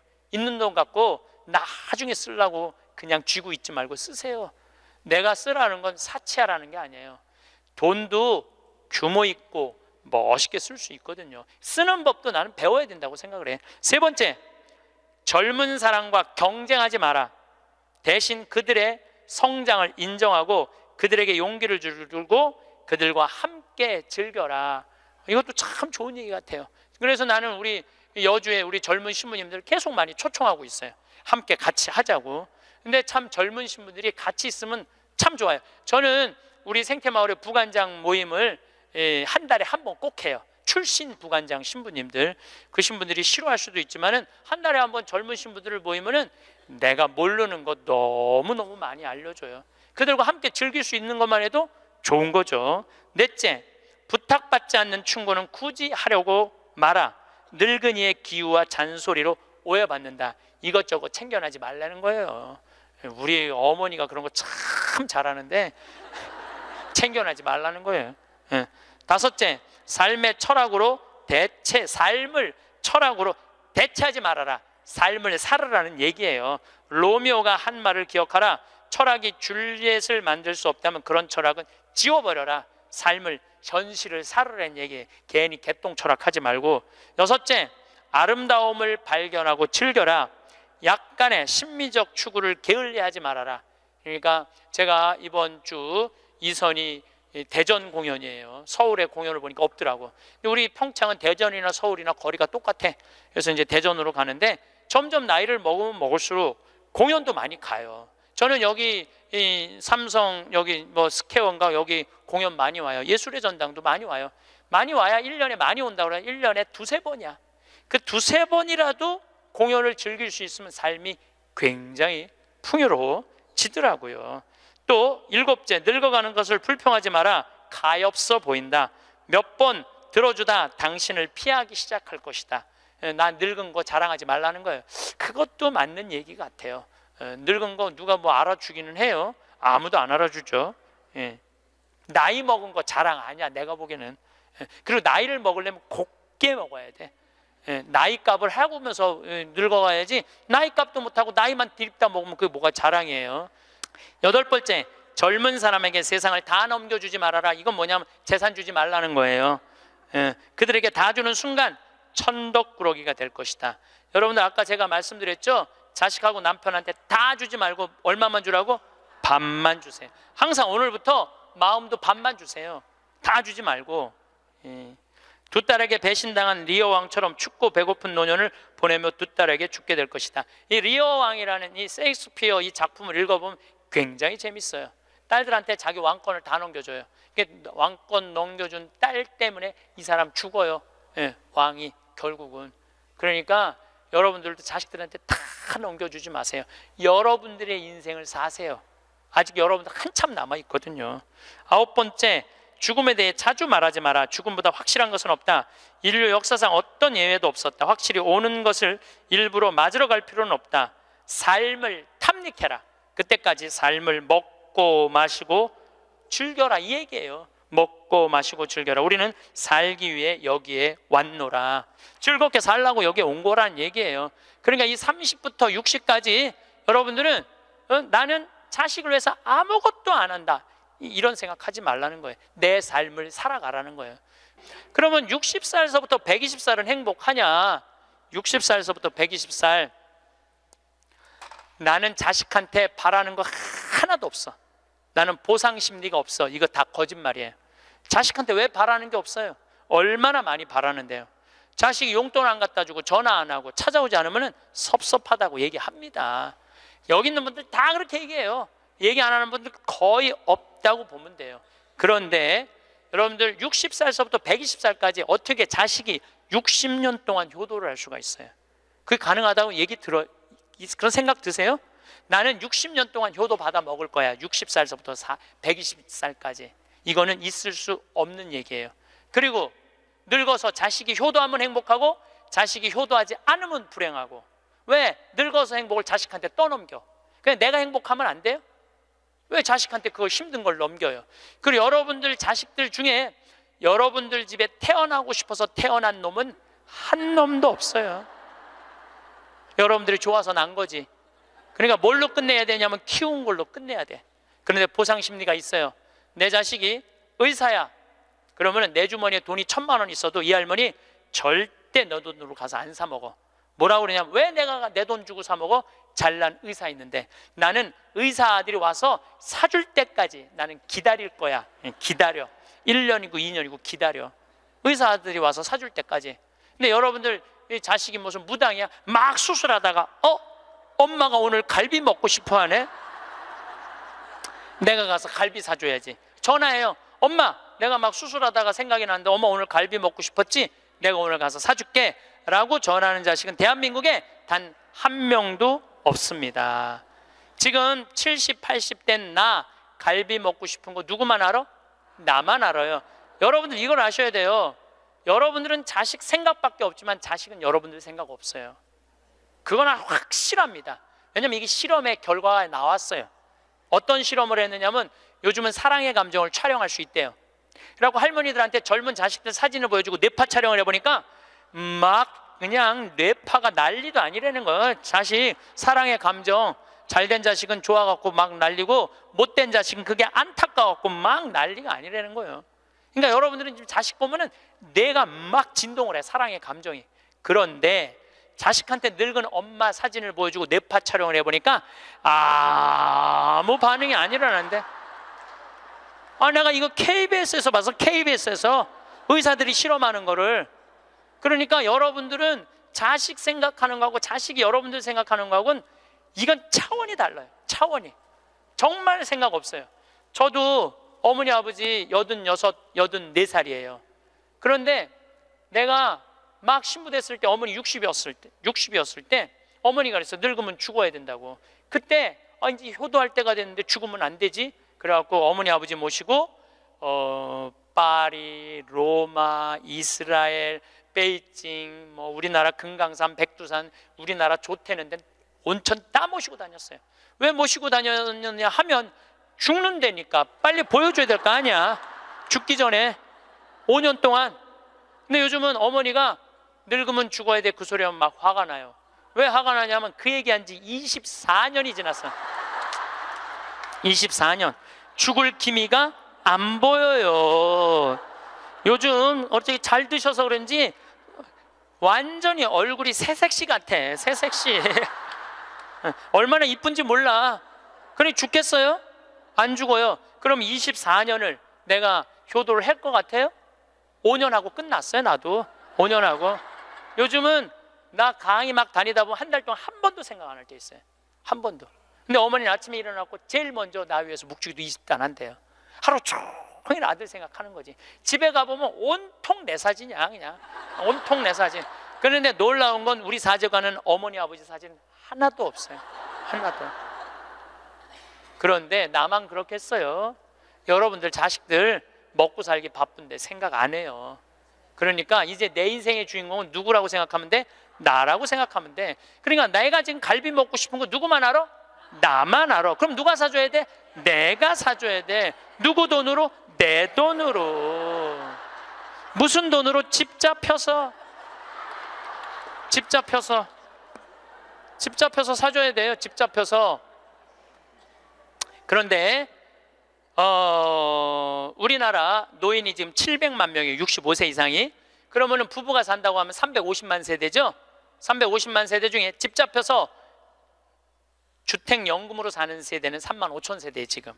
그럼 100명 중에 1명만 연금으로 사는 거예요. 자, 나 65세 넘었다. 한번 손 들어봐. 65세 넘었다. 왜 손 안 들어? 여기 지금 다 내 눈에 보이는데 이렇게 많어. 자, 손 내리세요. 자, 이 중에 나 정말로 집 잡혀서 연금으로 생활하고 있다면 손 들어보세요. 지금 한 분, 두 분, 그러니까 제 말이 세 분, 네 분, 제 말이 맞아요. 지금 여기 한 1000여 분 있는데 거의 100명 중에 1명만 집을. 그런데 이 집 잡혀서 사는 분과 집 안 잡혀서 자식한테 물려주겠다는 분하고 삶의 질은 또 달라요. 집 잡혀서 한 달에 150만 원에서 200만 원을 받아 사는 사람들은요, 근심 걱정 하나도 없대요. 마음이 그렇게 편안하대요.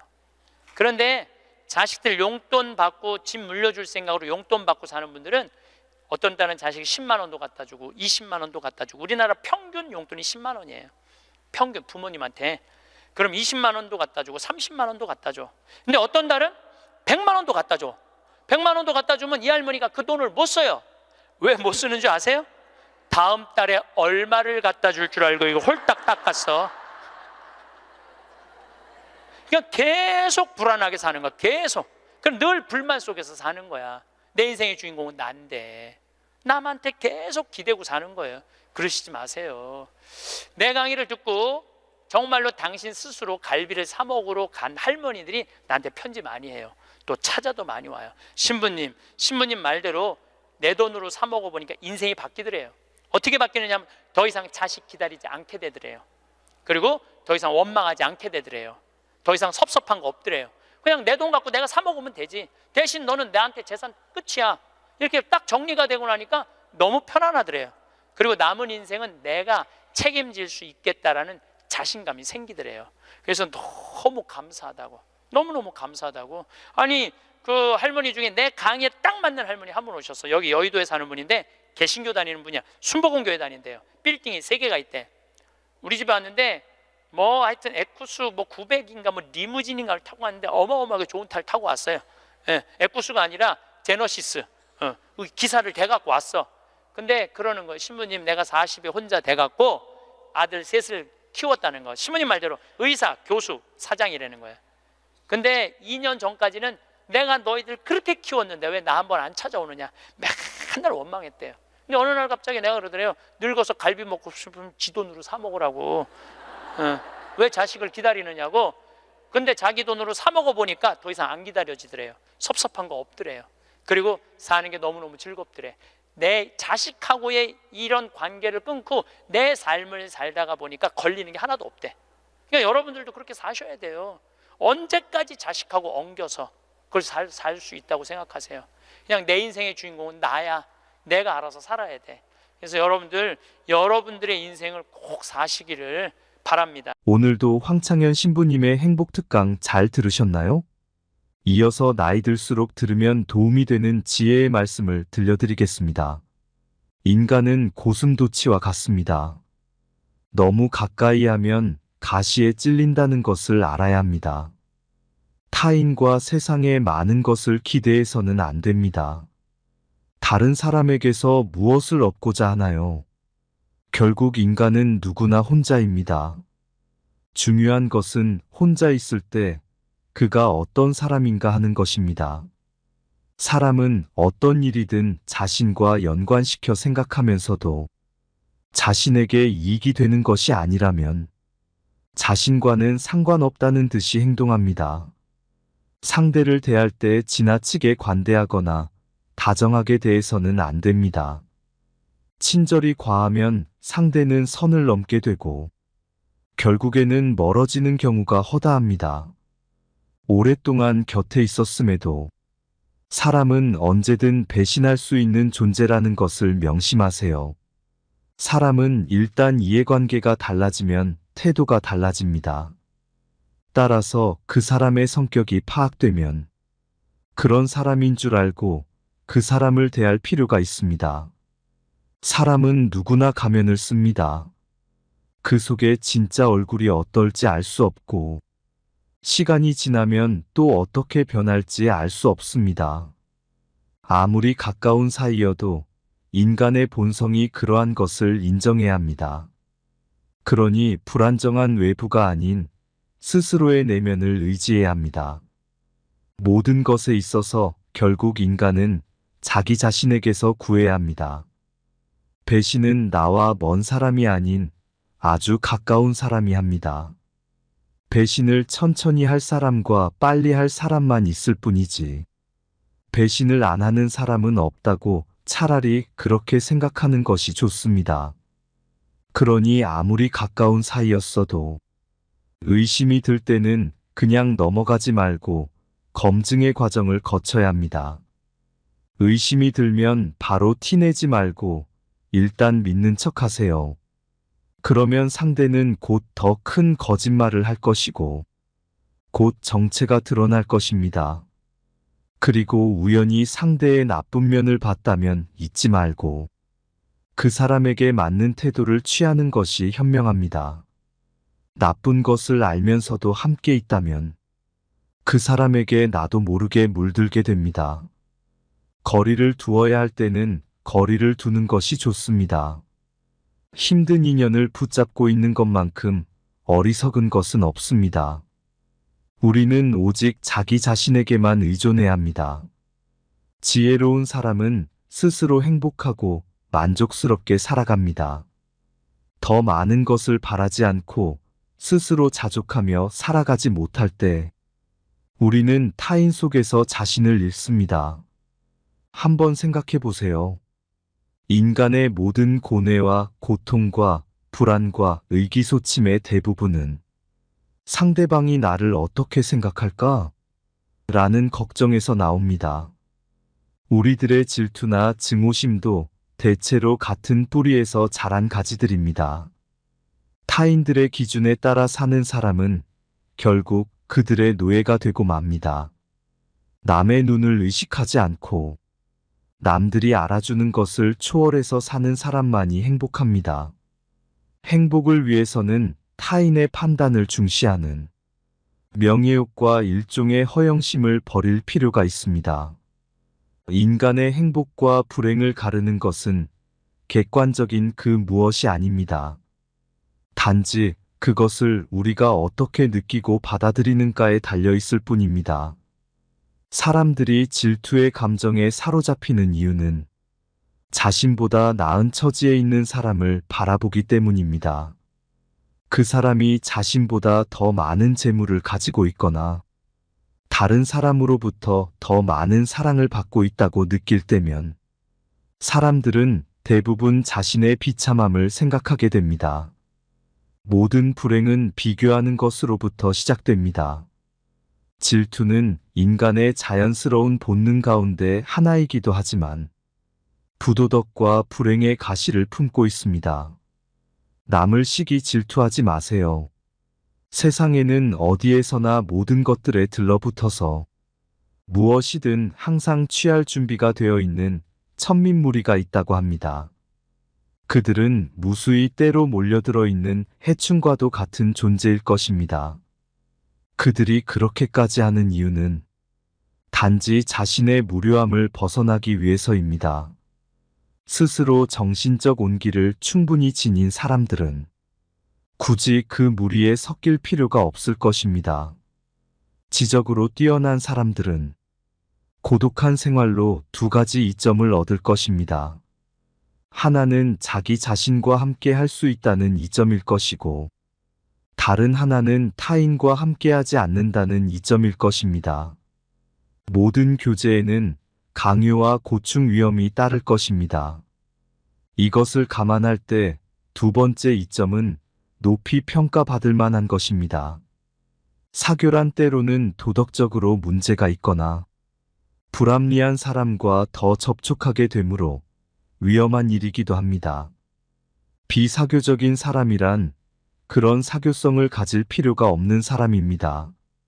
우리가 겪어내는 거의 모든 것의 문제는 사교로 인해 생기기 때문에 사교가 필요하지도 않을 만큼 많은 것들을 지니고 있다는 것은 그 사실만으로도 큰 행운입니다. 그래서 질투는 옛날부터 우리들의 행복을 가로막는 적이자 제약으로 간주되어 왔습니다.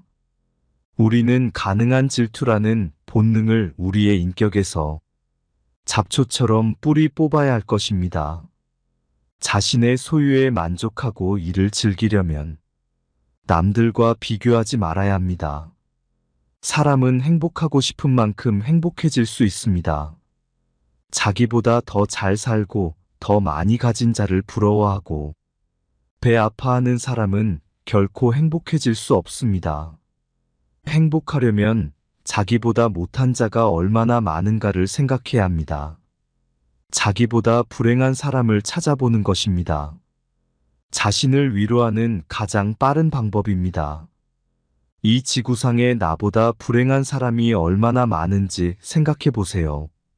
태어날 때부터 앞을 보지 못하거나 듣지 못하는 사람들, 한 끼 식사조차 제대로 못하는 사람들, 그들도 역시 그대의 주변에서 그대와 함께 살아가고 있는 사람들입니다.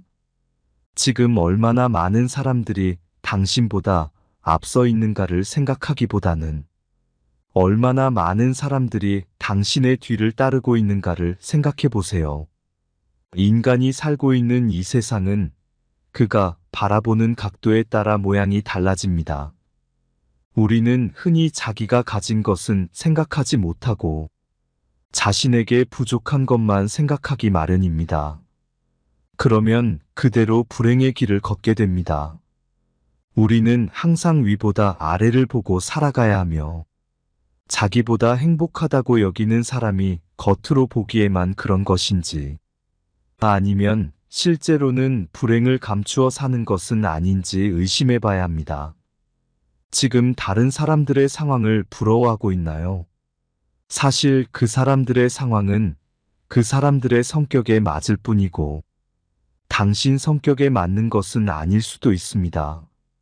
만일 당신이 그 상황에 놓인다면 자기를 불행하게 느낄 것이고 참기 힘들어질 수도 있습니다.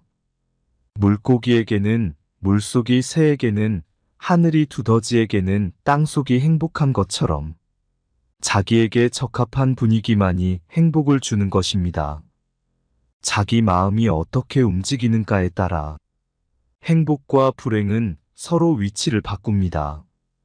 이미 바꿀 수 없는 불행한 과거는 되도록 빨리 잊어버리세요.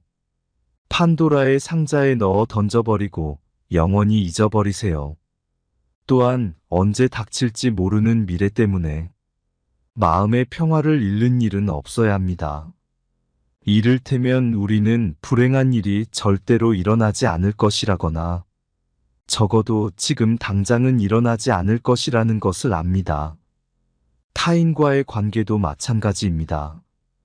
타인의 관계를 유지하기 위해 연연하지 말고 자신의 생각과 판단을 중심으로 살아야 행복해질 수 있습니다.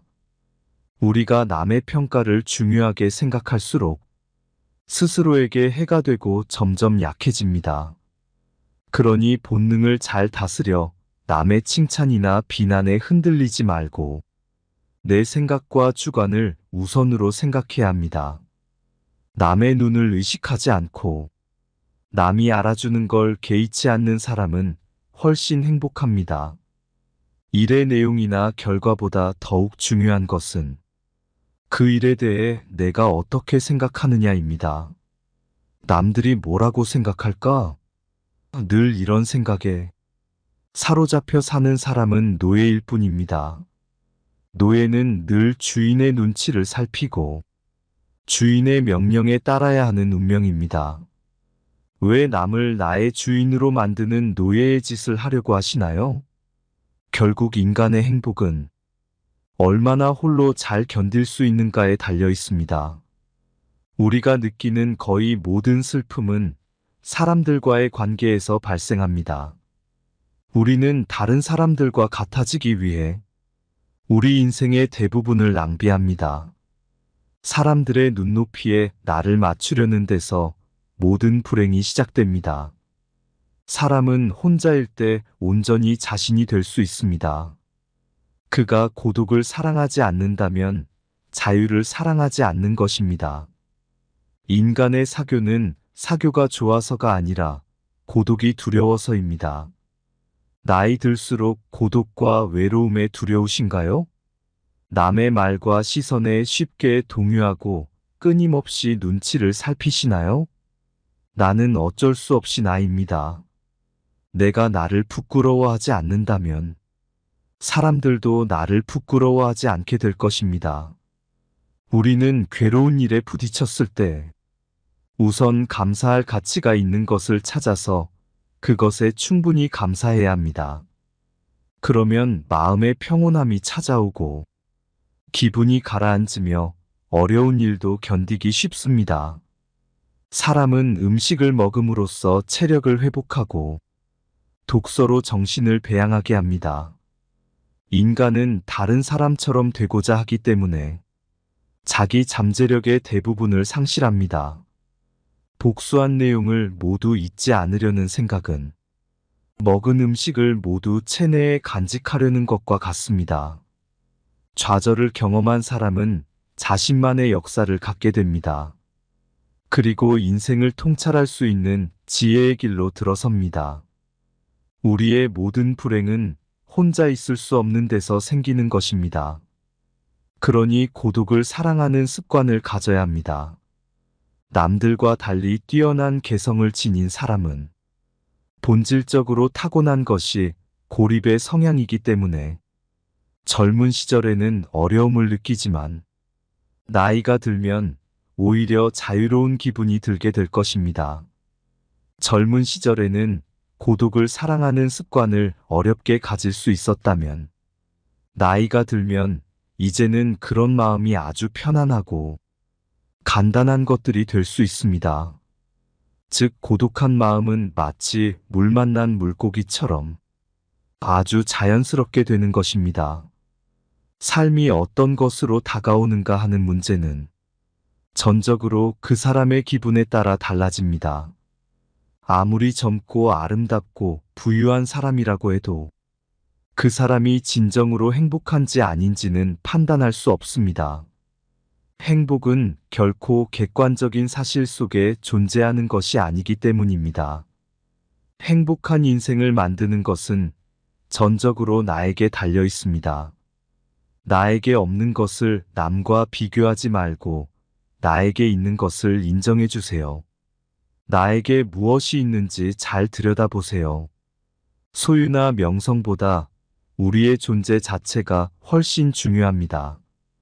우리의 인생에서 주관은 객관보다 훨씬 본질적이며 즐거움은 주관적 인식에서 나옵니다. 그러므로 내가 있는 그대로의 나를 인정해주지 못하는 사람은 얼마나 고통스러울까요? 그러니 자신의 내면을 들여다볼 시간을 반드시 가지세요.